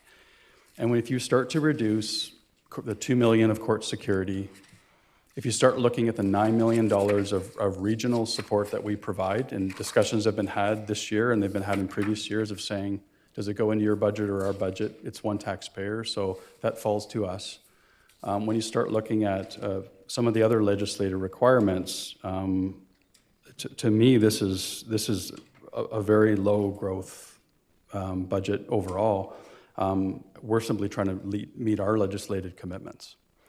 So when it comes to other considerations, I mean, we had previous years of some of our facility planning that was staggered. To bring us to a cluster of projects that we're grappling with as one community. I'm just trying to think of any other additions through our process of changes that we made throughout the year. But really, it comes down to that staffing project that came into focus with ORH. So we started that a little later than we wanted to. And just because there's some new faces here, even the previous growth of the 55 officers through the last 3 years was based on a 2022 recommendation to meet minimal needs then based on 2021 data. We spent 3 years building that out and to ensure that we were nimble, efficient, and to this point. So now to have a more refined and robust consultant report come back to say, we recommend the addition of 73 officers over the next 4 or 5 years just for frontline. And the next phases will be investigative services and then communications. That's where the majority of any growth you see moving forward will exist. So I don't know, Kirsten, if you want just to add anything else to our process for the considerations. The only thing that I may add is the ORH consultant was very conscious of the fact that we need to phase in increases to our patrol area. So in reality, if in a perfect world we could add all those resources now, the number actually is far greater than 9 constables. But it was specifically phased in across the next 5 years so that we have sustainable increases to our resources in each year. Yeah, thank you for that. And I have some concerns as well about how some of those recommendations, perhaps some of the metrics that went into setting those targets. But in terms of my next and final question is just on the communications center, could you speak specifically to how shovel-ready that project is and perhaps where you are in the process? And at the same time, if you have looked to secure any funding from upper levels of government for that facility. Thank you, Mr. Chair. So right now, we have secured a design consultant, and we're in schematic design at this point. It's anticipated that we would RFP for construction. That process would start later in 2026. And at this point, no, we do not have any funding from upper levels of government for this project. Councillor Verbanovich. Thank you very much, and thank you to you, Chief, and the entire team for coming in and the presentation, and for all you do every day. And particularly, thank you to the women and men on the front lines of policing in our community. I think we all know collectively we're dealing with challenging times, and often it's in particular our uniform officers that are out on the road, and those in the investigative branches and so on that are dealing with that in significant ways. I have a number of questions, so I'll probably need to ask some now and then queue in again. But I want to start on the operating side of things. And early on, you made reference to your sworn members to population, and that chart is quite alarming because we look low in comparison to other organizations. And I'm just wondering whether or not there would be some value, and would it be difficult for your team to send us a similar chart that sort of looks at both the sworn as well as the non-uniform, and so that we have the total number by each of those forces. I suspect that ratio would be fairly similar, but I think because I know we've kind of heavily tried to move some things to non-uniform roles, it's probably more beneficial to look at it from a comprehensive perspective. So could that be sent to us? Certainly, yeah. And we've taken great pride on, we feel, leading the charge on the modernization of policing, and that matrix of evaluation that I mentioned for consideration of subject matter expertise over time has allowed us to be a leading in terms of civilianization. So happy to provide that to the follow-up package. Great, thank you. And on the incidents per officer, and you've alluded to this, but I think it warrants some clarity because it speaks to the level of commitment from your teams. But are we dealing with more crime in the community, and that's why the incidents per officer are higher? Or is it because, quite frankly, each of them are working harder? I believe it to be the latter. I mean, we're trying to be very mindful of stark conclusions, because within any of these national levels of data, there's complexity and variance, and it's worthy, whether you're a criminologist or a social scientist, to say, like, be careful with some of these evaluations. But given that it's been sustained over time, we believe that there is definitely a correlation between the officer to serving the population ratio and the number of cases they're taking on, therefore more criminal investigations. And we try to look at those charts that are presented for total crime, crime severity, crime variance. They're in chunks of 5 years. So it does show the stability and those pressures and stresses over time. Yeah. And just on that, you mentioned a couple of them there, and it kind of took me to my next question. In general, not totally out of, I think there were 6 in total, our violent crime numbers are down, but our crime severity numbers were up, and particularly up in relation to both the provincial average and a number of the other forces. And so, if we want to see crime severity get down to the levels of like Halton, Niagara, Peel, Durham, York, Ottawa, what do we need to do to get there?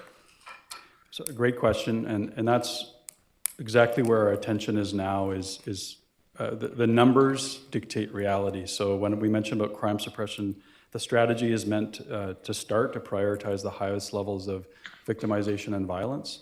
And so each crime type has a weight and a number attached to it in terms of how it adds up to crime severity. And I think we're hitting it on all fronts when it comes to gun violence, robbery, even the work that I mentioned earlier about intimate partner violence, sexual violence. All those categories add up to that total crime severity. So that's where we're putting the priority of our efforts. The hard reality is there's all of those sort of classic categories of crime and violence. And what we're starting to see, and we've tried to highlight it the last couple of years, is just the surge of cybercrime, cyber fraud, the complexity of things that are emerging, even retail crime, where it's so lucrative when you start to add these things up over time. People think it's just a shoplifting, it's just a fraud or a fraud attempt.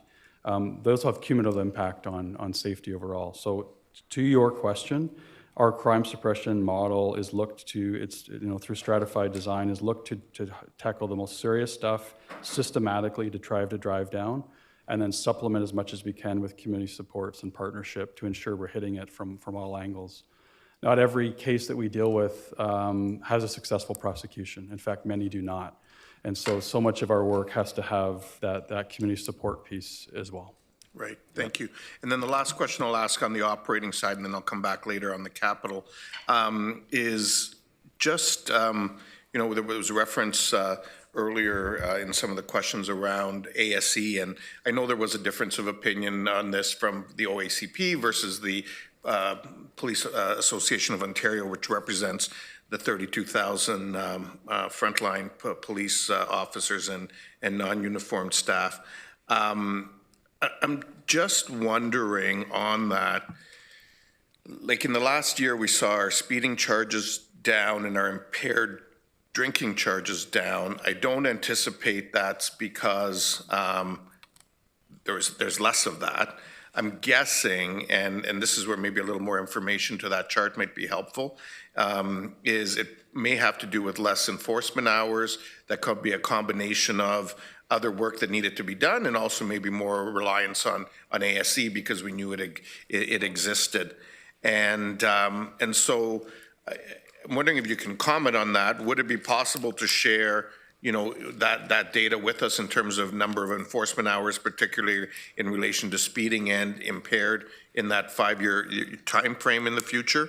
And I guess going along with that, I know one of the concerns and why the PAO spoke to it was concerns that, ASE doesn't deal with lack of insurance, no seatbelt, suspended licenses, guns, which you mentioned earlier, narcotics, impaired drivers, the list goes on. And so, I think all of that factors into probably the situation we're in today, and wondering if you can just speak to it a little bit. Yeah, so we're happy to provide any supplements to enhance just the few things that we've displayed. We have a relative stability in our total traffic number of charges that would relate to hours, so we could seek to break that out differently. I mentioned that we're proposing the additional road safety team for the specific purpose that we used to have a dedicated road safety team. We moved to a different model where we were pulling officers from frontline on an ad hoc, regular basis for 8 to 10 months of the year.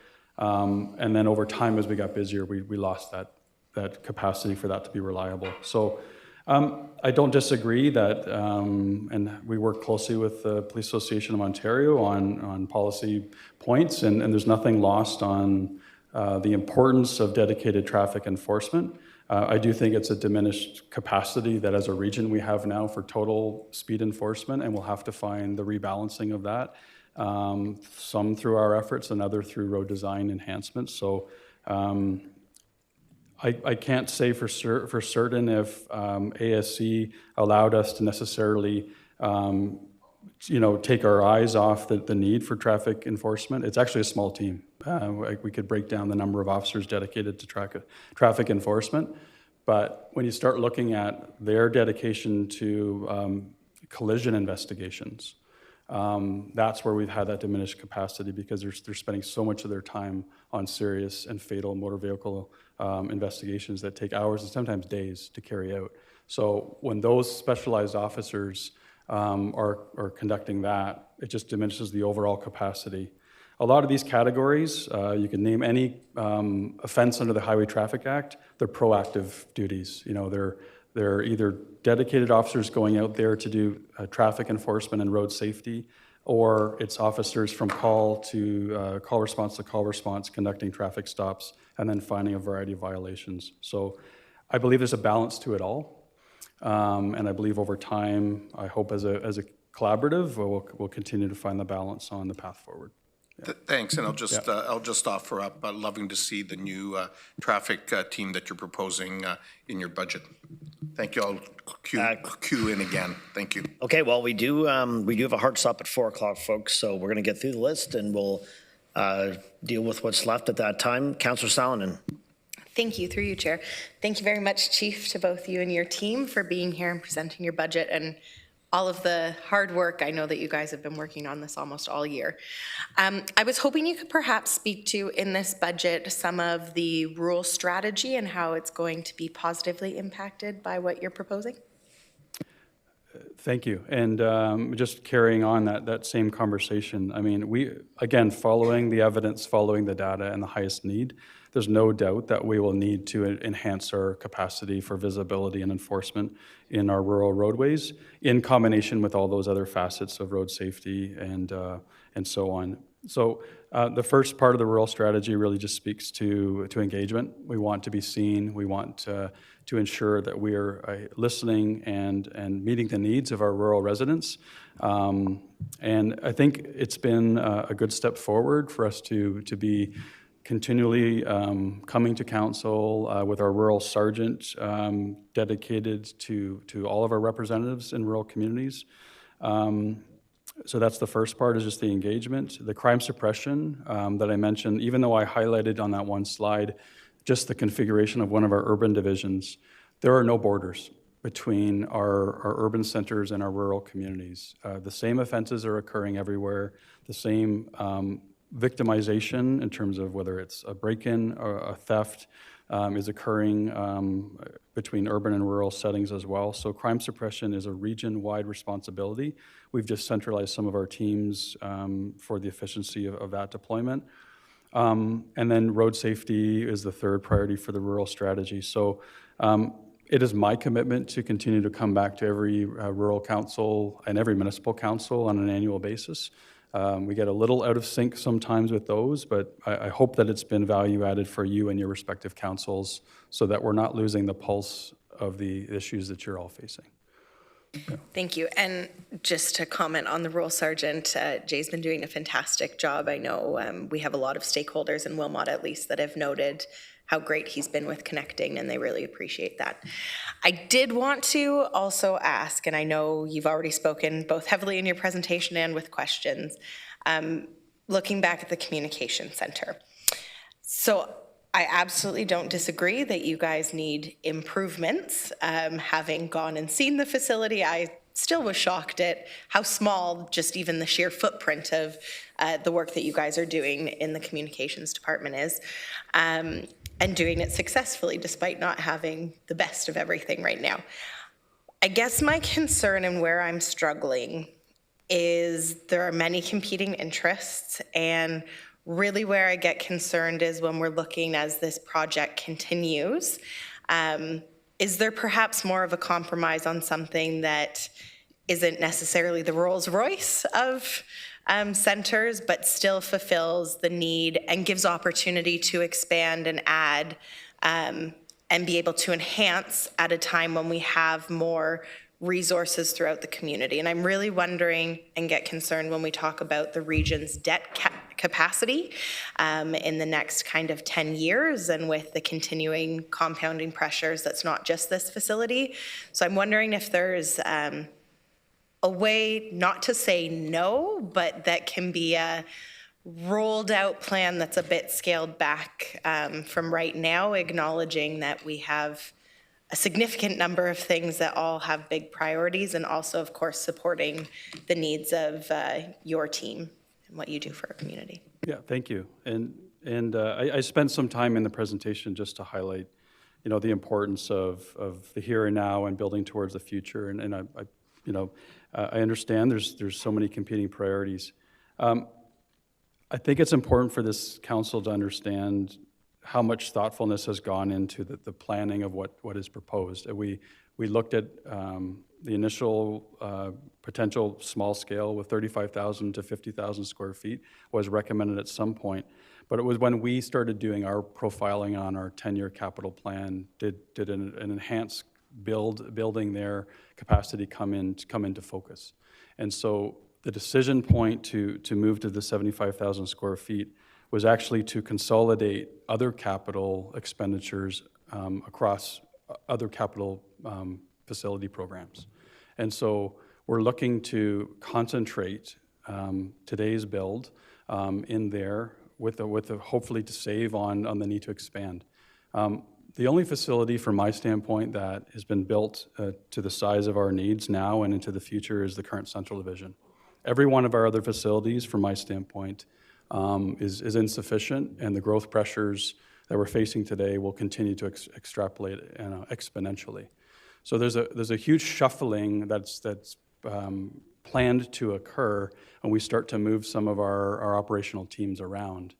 And so there's a lot of thoughtfulness that went into that. So Kirsten, I might just lean on you but for some of the economics though, because I mentioned that within the $7.8 billion, I believe, of the total regional expenditures over the next, number of years, our $452 million represents a total of 6%. But when it comes to some of the staging of these programs, when you look at the 10-year horizon, we're well under some of the requested caps, and we hit this big bump collectively in 2027, 2028, and then our horizon follows very much similar to yours in the years to come, allowing for that total debt ceiling to have some flexibility. So I don't know if you just have them at hand, just in terms of, we just want you to understand, we're following the region's requested pay-as-you-go strategy for renewal. We are following it. And the total debt expenditures and staging of projects for regional projects, I won't speak to, because that's for staff and council to grapple with. So aside from the staging of that particular project over 2 years, to slow down a building for the sake of finding others has other expenses as well. I think we're believing if we were to stage it out, $5 million a year to bump it out. Yeah. Yes, so we've worked with our regional facilities project managers in terms of what would be the impact if it was delayed, and essentially each year would equate approximately $5 million that would increase the capital project. May I have a follow-up, Chair? Thank you for that. I guess part of my question wasn't necessarily delaying the actual build, but doing it phased.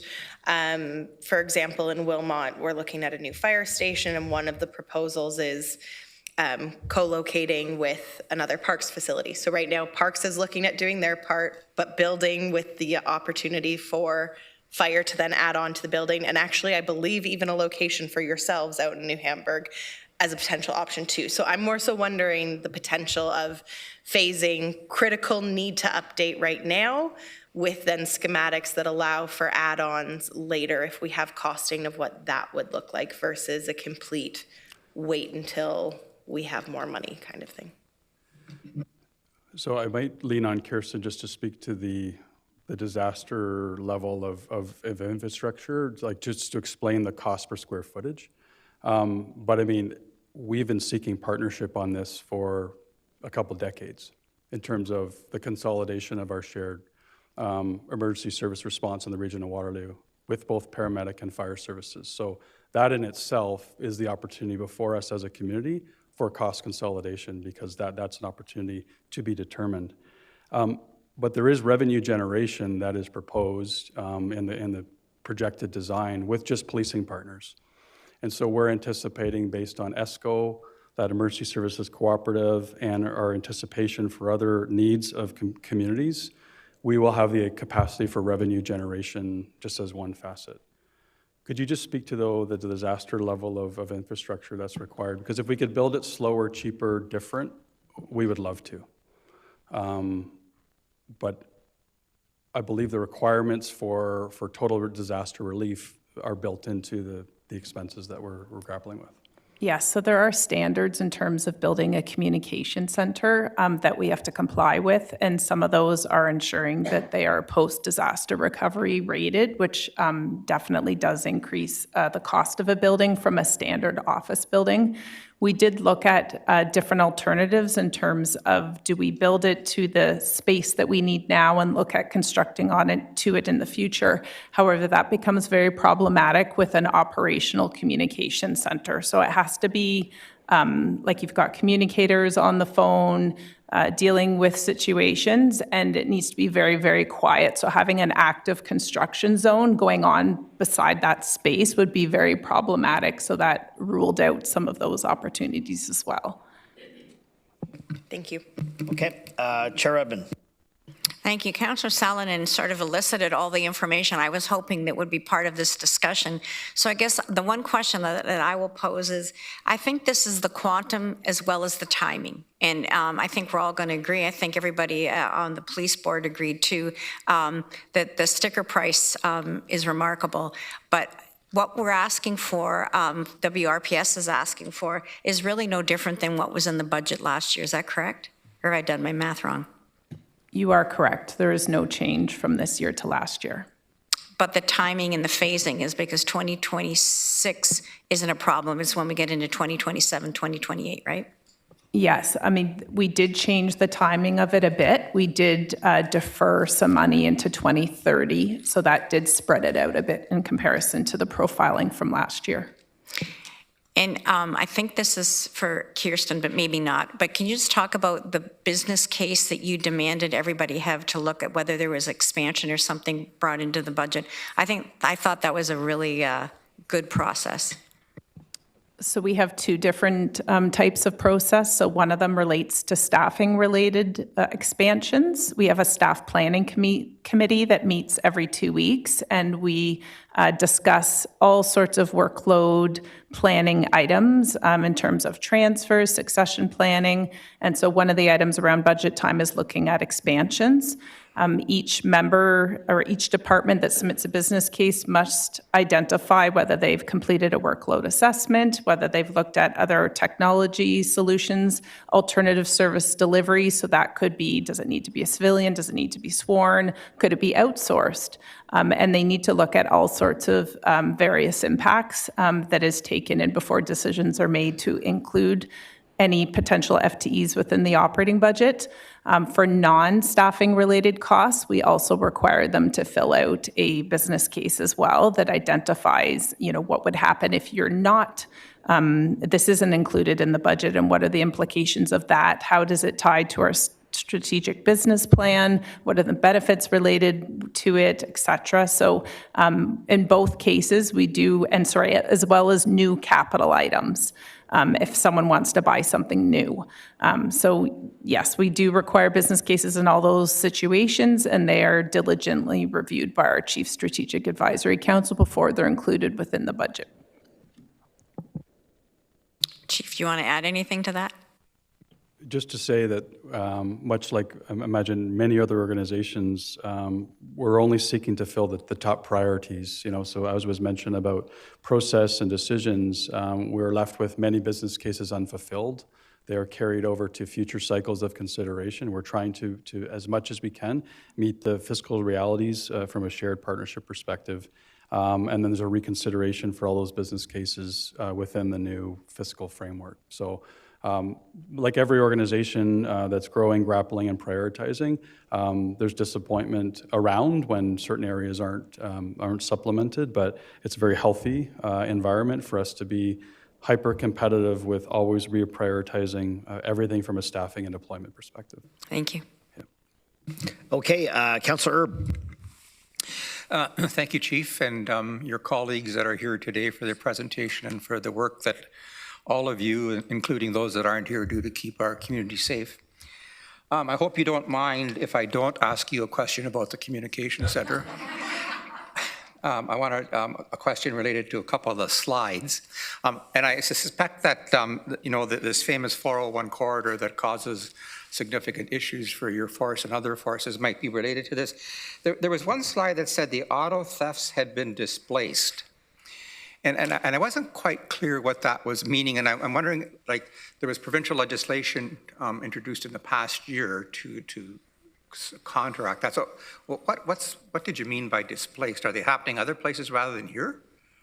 So there's no hard science to this, but the one remark I made was that auto thefts have fallen nationally, provincially, and within the cluster of the GTA services. But we believe like the same amount of auto theft is occurring in the adjoining jurisdictions outside of some of those Toronto jurisdictions.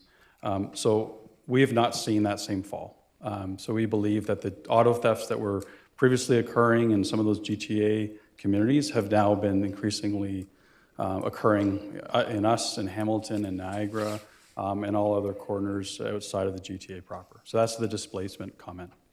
Okay. And just so you know, I mean, not only we're seeking to respond and working in partnership with all of our policing and public safety partners, because you got to hit this from every level. It's not only just the auto theft, it's the border security, port security, the international linkages to where these vehicles are going overseas. But we've been seeking additional resources for this community that have been promised for our GTA colleagues as well with an air support program. So there'd be 6 helicopters for GTA services for auto theft, for the robberies, for the home invasions and so on. We hope to be connected to that program, but it's just to signify that a cluster of air support capacity is going to the GTA, to Ottawa, to Niagara and Windsor. And we want to ensure that we are, as a large community, as the 6th largest municipal service in Ontario, do not go without some of those considerations. So I'm not advocating to council for a helicopter. We believe the future is drone deployment and remotely piloted aerial systems. But we're having dialogue all the time about the effects of investments in certain places and the displacement of crime to communities like ours. A second question, if I may. Another slide, there were, I think it was till the end of the third quarter, there was a 20,000 number of reduction in diversion calls. What can you attribute that to? Like, are we, you're getting better response at the switchboard, that they're being diverted, that there's more resources in the community to allow that to happen? So I don't know from a trend perspective. I think we're basically year over year. That would be roughly a consistent trend time over time. So we have something called a frontline support unit. Previously, it's known widely as differential police response. So essentially, it's officers being able to do investigations over the phone or through online reporting. And we've, up until April of last year, also had the crisis call diversion program embedded in dispatch, which is now paused due to a funding deficiency. So we're looking to continue to heavily invest in service delivery through phone, through virtual connections, through online reporting, and then also that crisis call diversion program we want to bring back. So what we have seen is the comfort of citizens to report through those virtual capacities has increased. And we know globally, we're looking at models around the world where even things like sexual violence and domestic violence have become viable avenues for people who will actually want a first connection virtually because of stigma, because of safety, and so on. So we're looking at a total innovation, not only for the response, but also artificial intelligence potential for non-emergency response, which is starting to emerge in places around the world as well. Are we limited to 2, Mr. Chair? Quickly, and then we're going to continue with the list because we do have a hard stop at 4, and there's still at least one of our colleagues that have not asked a question. We want to get through at least the original round, so I probably took up your time, but go quick, Councillor, because everyone else is kind of taking some time. So. Main themes of the KW Community Foundation this past year was a disconnect in community, people feeling not belonging. Any correlation between what you're seeing in terms of crime, that kind of a thing in the community, and what the Community Foundation Vital Signs report might have been saying? Yeah, so I know there was some input from the service in that. Yeah, we digest that readily. It's great information for all of us. So. I mean, for us, in our total mental health response, which is not just the category of mental health crisis or attempt suicide, and so on. We see it rise everywhere. I think it's something that we're all attending to. And so, with our community safety well-being plan priorities, I think we're trying to tackle that not just as a police service, but as a collaborative of community support agencies. So that one priority of addiction and mental health needs solutions together, I think is key for us moving forward to ensure that we're not leaving anybody out. The loneliness epidemic, I believe to be real. Technology has benefits and concerns in terms of our service delivery as well. So we've been digesting that data and trying to incorporate it in our strategic planning as well. Okay, Councillor McCabe. Thank you, through you, Chair. Thanks to my colleagues for a number of questions I had that I've already asked, but thanks as well for coming in today. And I know I saw you and some of your colleagues earlier at the MAD Canada launch today, so just a shout out to anyone listening and everyone around here to just, make sure no one's, we talk about road safety. Road safety starts with people being not impaired is a big part of it too. So just wanted to thank MAD Canada for the work that they're doing and for your participation this morning. Just a couple quick questions. Can you clarify the total number of staff hired, whether they're sworn officers or non-uniformed? How many are being hired through this budget process? New.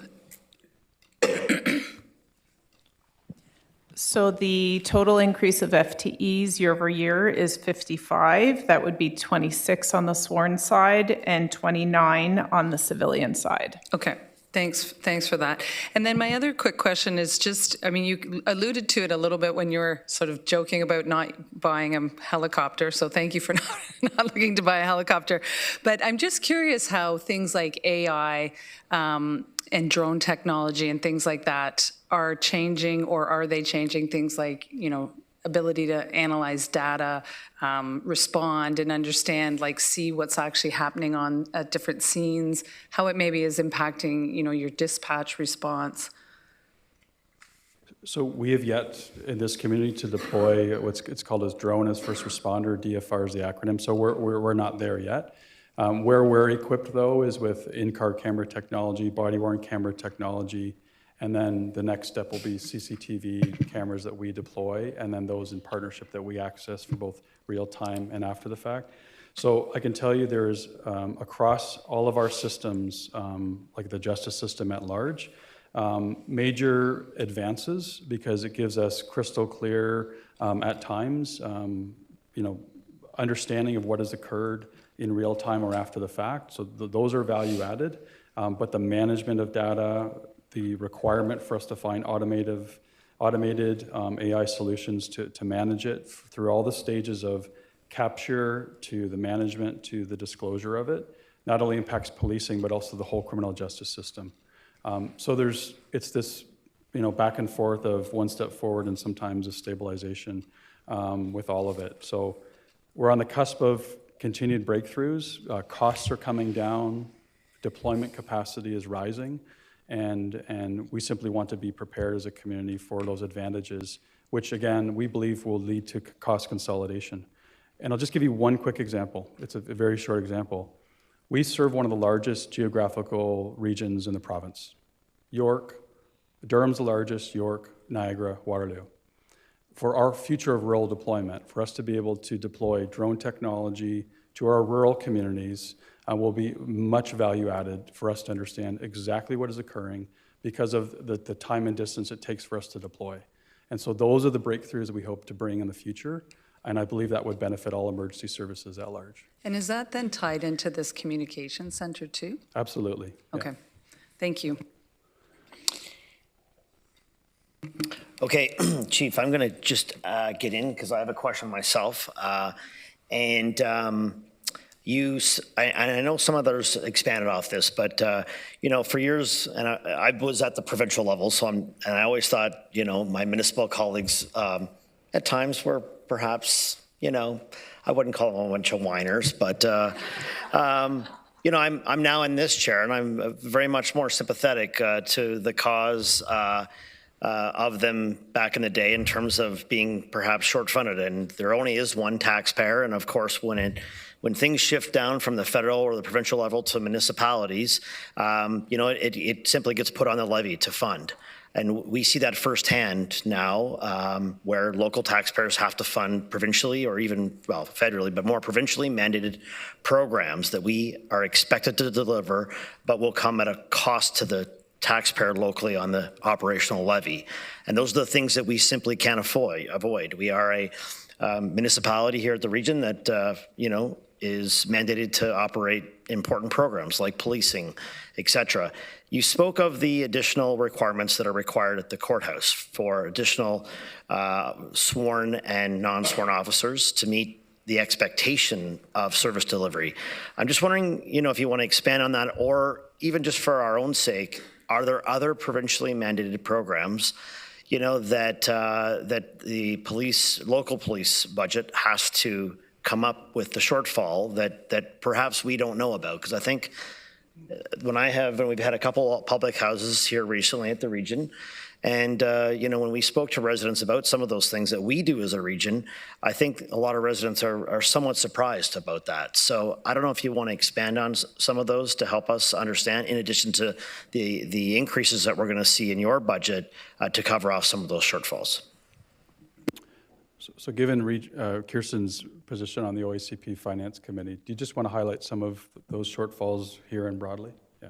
Yep, so definitely court security is one of those, and that was tied to a recent OACP resolution in regards to grants. In terms of overall with grants, looking for longer grant timelines to ensure that we have time to implement projects effectively, ensuring that we're getting the information at appropriate time to include within the budget, minimizing non-recoverable activities, reducing administrative requirements for reporting while still ensuring accountability, and replacing funding formulas with simplified and transparent allocations. But specifically in relation to court security, we did highlight that grant. There's a pot of money that's available to all police services, and which that dollar amount has not changed for many, many years.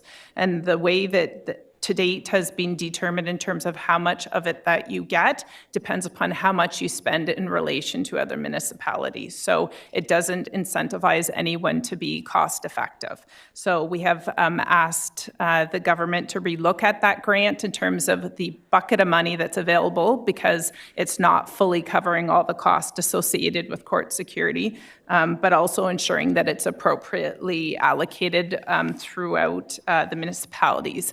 Another resolution that was implemented this year was in relation to funding relating to protests activities, as that's an additional activity that's drawing upon police services. And lastly, last year we also did a resolution in terms of the CSPA, the new Community Safety and Policing Act.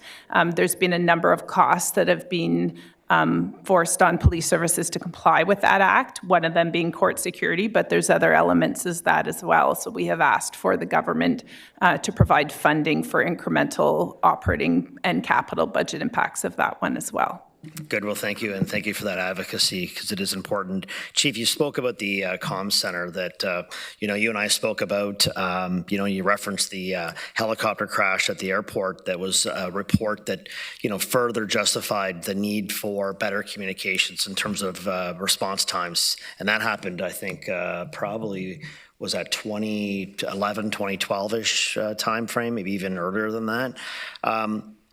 There was a question here about other levels of funding. I mean, do you feel there's a chance at all that there may be funds provincially, or perhaps, I guess I'm not sure, federally, for offsetting some of these costs, at least when it goes to outfitting the building? I mean, I think a central division and others you referenced, but do you think there's a chance that there may be funds available, or is it kind of proceed and then see where we go from there? All options remain open to us for seeking that funding. There's just nothing readily available. I would recognize that our advocacy, like local paramedic services, wish to join us. The challenge there is agreement from the Ministry of Health to make that move. But that in itself would be, from a tenant perspective, an infusion of funds to the building, but we'll continue to look at those federal provincial opportunities. We know that there's requests across the province for the same, but I think it's crucial that we continue to look. Yeah, good, do so. Colleagues, we're 2 minutes to 4. Everyone on the roster has had an opportunity to speak. We do have a list of folks that have follow-up questions. Chief, I'm going to ask, I'm assuming that if folks around the table have written questions, that you will do your best through your team to respond to those, knowing that, we didn't get to everybody's second, I guess third or fourth, fifth question today. Most of the third, actually, not the fourth or fifth. So, colleagues, if we're good with that. Okay, point of order being? Yeah, just asking Mr. Chair, I know that it's scheduled to end at 4 o'clock, but like all of our other budget meetings, we typically go on until the business of the day is done. And so I guess I would, I think it's important that all of this is discussed in public, because the public, and we're talking about a third of the regional budget.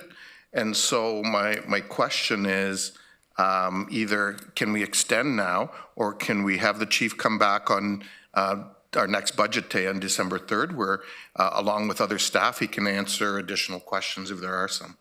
I know I have a number, and certainly I'm prepared to put them into the public record. Okay, so we've been 3 hours. I'm going to say, let's take 5 minutes. I could use 3 of them myself. And, I'll speak to the chief and his team. We do have a special council meeting ourselves that was scheduled right after this particular meeting. So I'll converse with clerk and the chair and the chief, and we'll resume here within the next 5 or so minutes, okay? Thank you.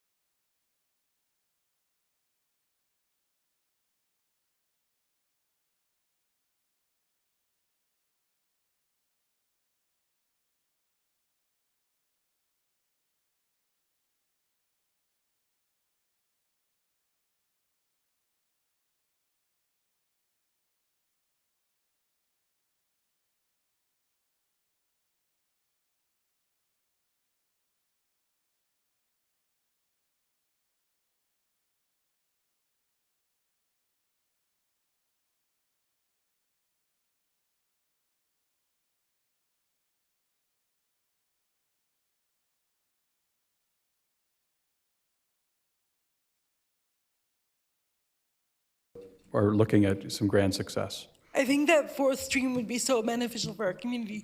Thanks so much for clarifying that. Councillor James.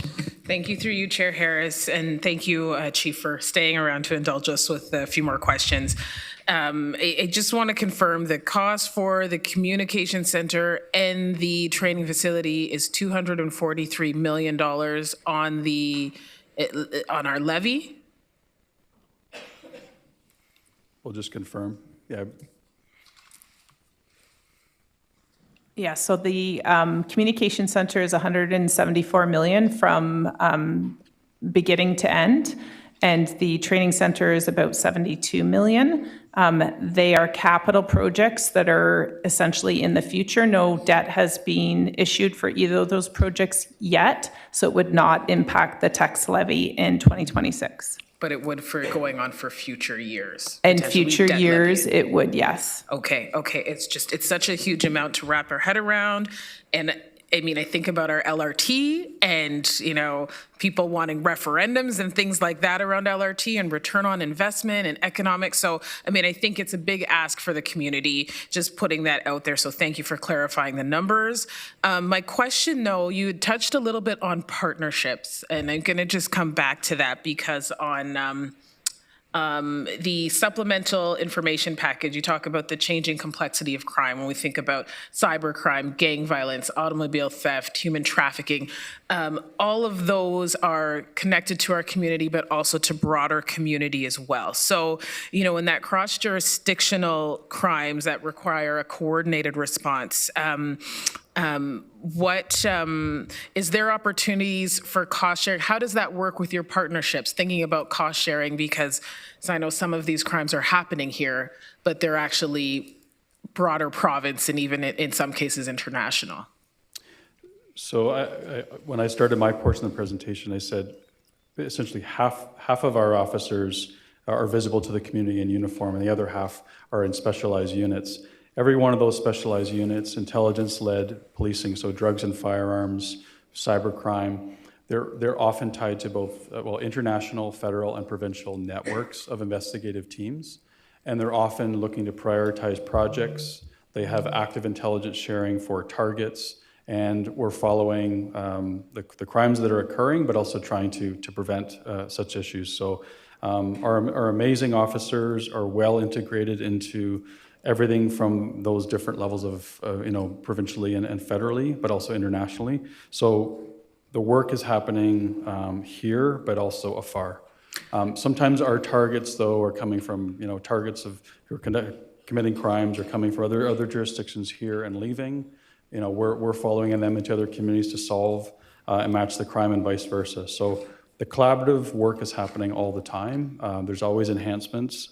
There's sometimes provincial funding for different levels of, especially for the provincial coordination for things like, child sexual abuse exploitation material, formerly known as child pornography, and all of the other intelligence-led policing. We require those federal provincial partnerships. Okay, I just need clarification though, just on the cost sharing. So something happens here, but it is connected to, say, Toronto Police Service.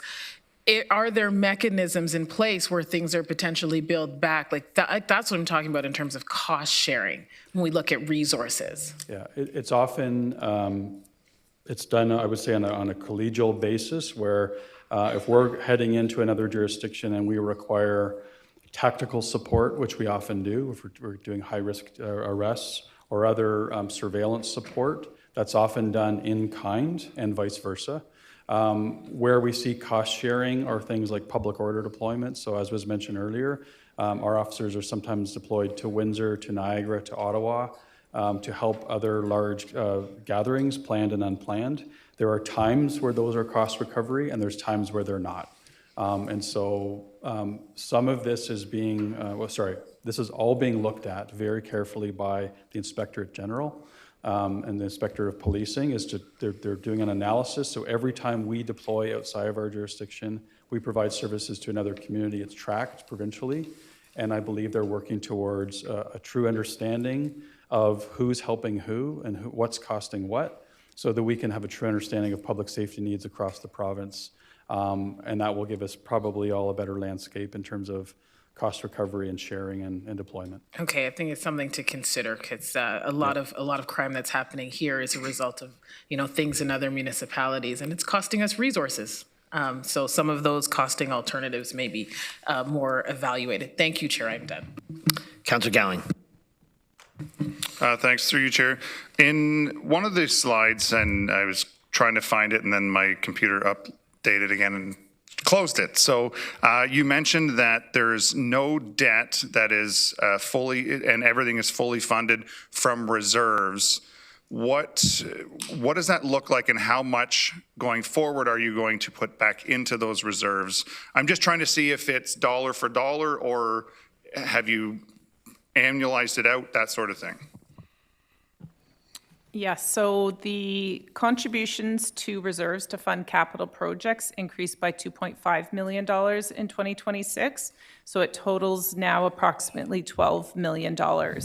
What we do is we'll look at the 10-year forecast of expected spend out of the reserves, and then we determine what a contribution from the operating budget would be, understanding that it potentially would increase in the future due to a small mechanism to essentially smooth out those expenditures.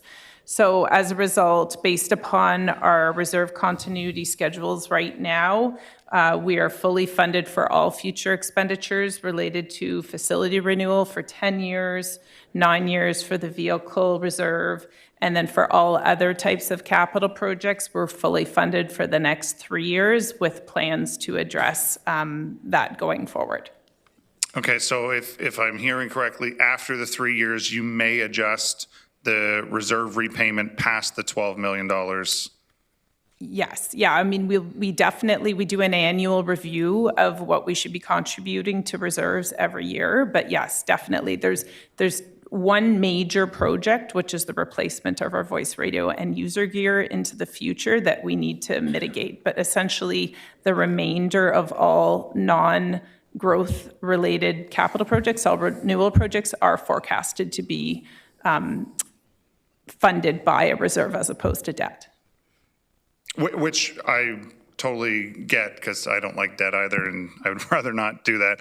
It just, for me, what I'm hearing is you're going to be coming back to us at a later date to offset the reserve in the future. So I just want to make sure that everybody understands that you are using reserves to pay for it, but it is kind of like debt. You're stretching it out over the long term. Because you're going to have to pay it back to get us back to the levels that they were at. Yeah, so I mean, it's a similar strategy as the region in terms of having a consistent, sustainable draw on the operating budget to a reserve to fund future capital programs that might have dips and fluctuations in it, so that It essentially keeps stable requirements from the operating budget to fund any ups and downs in your capital program going forward. Okay. Councillor Urbanovich. Thanks very much, and thanks, Chief, for staying a little longer. You, at the very beginning of your presentation, you referenced that for many years the region has been coming to WRPS to serve as this region's public safety answering point. I've been trying to do a little bit of reading on that. Does that mean we actually have a choice? And so we don't necessarily need to use WRPS, and either the region could operate it or ask somebody else to do that for them? There's different models. I referenced both the Municipal Act and also our requirement for adequate and effective police service delivery. So I'm not aware of any in Ontario that aren't operating through the respective municipality. There's different communities that sometimes acquire that burden, but we've had conversations at all levels of local government about different arrangements. And even to yourself and CAO have proposed a new governance structure to say that we have been bearing this responsibility for decades, but we said the future of public safety communications could be reconsidered. So the region could, my question just very specifically was the region does not have to continue to partner with WRPS. They could ask somebody else to do it for them. Is that correct?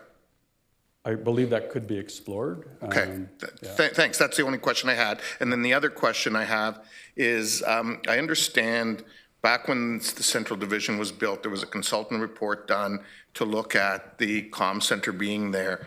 Can that report be shared with Regional Council, including the recommended size and cost for that center? And then and the subsequent question, and you won't be able to answer this today, but if you were to propose a facility without space for EMS and fire and expansion for WRPS, let's say beyond 10 to 15 years, what size would you be looking for, and what would the cost of that be versus the 173 million that we're looking for now? So all of that work has gone through our board. We've done a great deal of work with our board to look at various scenarios. So to your first question, we'll look into the ability to share that Apex Pro report. At that time, a number of considerations and assumptions at that point within the 2020 horizon have changed. The considerations to our board include a 35,000, a 50,000, and a 75,000 square foot facility. And on the public record through our reporting, the cost escalation congruently was 87 million to 119 million to 173 million. So the architectural firms that we're working with and those who help with the master's facility plan ultimately pushed us to consider the profiling of this building based on other capital service demands that we anticipate now and in the future. So again, as I've said to this council several times, we're looking at this through a lens of total cost consolidation for our master's facility planning, but also operating cost consolidation moving forward through revenue generation and partnership. And if no partners come to the table, which I don't anticipate to be true, WRPS will more than willingly use this space in the years to come to avert other capital planning and expenses that will be required. I mentioned earlier that I don't believe that the facility planning to this juncture up until the new Central Division has been sufficient. We are at our lengths in almost every facility, and I believe that to be a lack of a responsible growth strategy that has been implemented to this point. We're trying to actually think from a smart growth strategy on how to build for the future and to not incur additional costs to this community that planning needs to be undone. We're trying to build capacity that is actually required. Okay, thank you for that. And I guess all I would offer is, I know, and I understand it, and your job is to put your best foot forward on both operating and capital. Very supportive in terms of where you're going operating-wise. I continued, as I did last year, to have significant concerns on capital, and even more so based on answers from staff on budget day, where, for example, we were told that our capital borrowing ability is being limited partially because of the significant amount that's being looked at for the police department, and that's impacting our ability to build affordable housing, for example. And so what council's going to need to grapple with is, do we put on hold a 400-unit housing project that we know, for example, will lead to better outcomes for 400 families, and build something, not saying that we don't need to invest in this, but build something more reasonable, such as Councillor Salonen suggested, or do we go ahead with this, but then something else is going to need to give? And that's, just so you understand and your team understands, that's what we have to grapple with from a community perspective. Yeah. I've watched the last capital presentation twice to ensure that we have a collective understanding. We will continue, as we have for recent months, to work with the region on the staging of all of our shared infrastructure and all our shared needs. Thank you. Okay, colleagues, that concludes the presentation by Waterloo Region Police Service. So thank you, Chief, for coming in, your team again, Ian. The memo from legal regarding the CSPA is received for information, so thank you. There's nothing under communications. Colleagues, is there any other business to discuss? Seeing none, I would like to entertain a motion to adjourn. Moved by Councillor Gowing, seconded by Councillor James. Do I have unanimous support? Carried. Thank you, colleagues. We will now, we will need a few minutes to switch over, so thanks.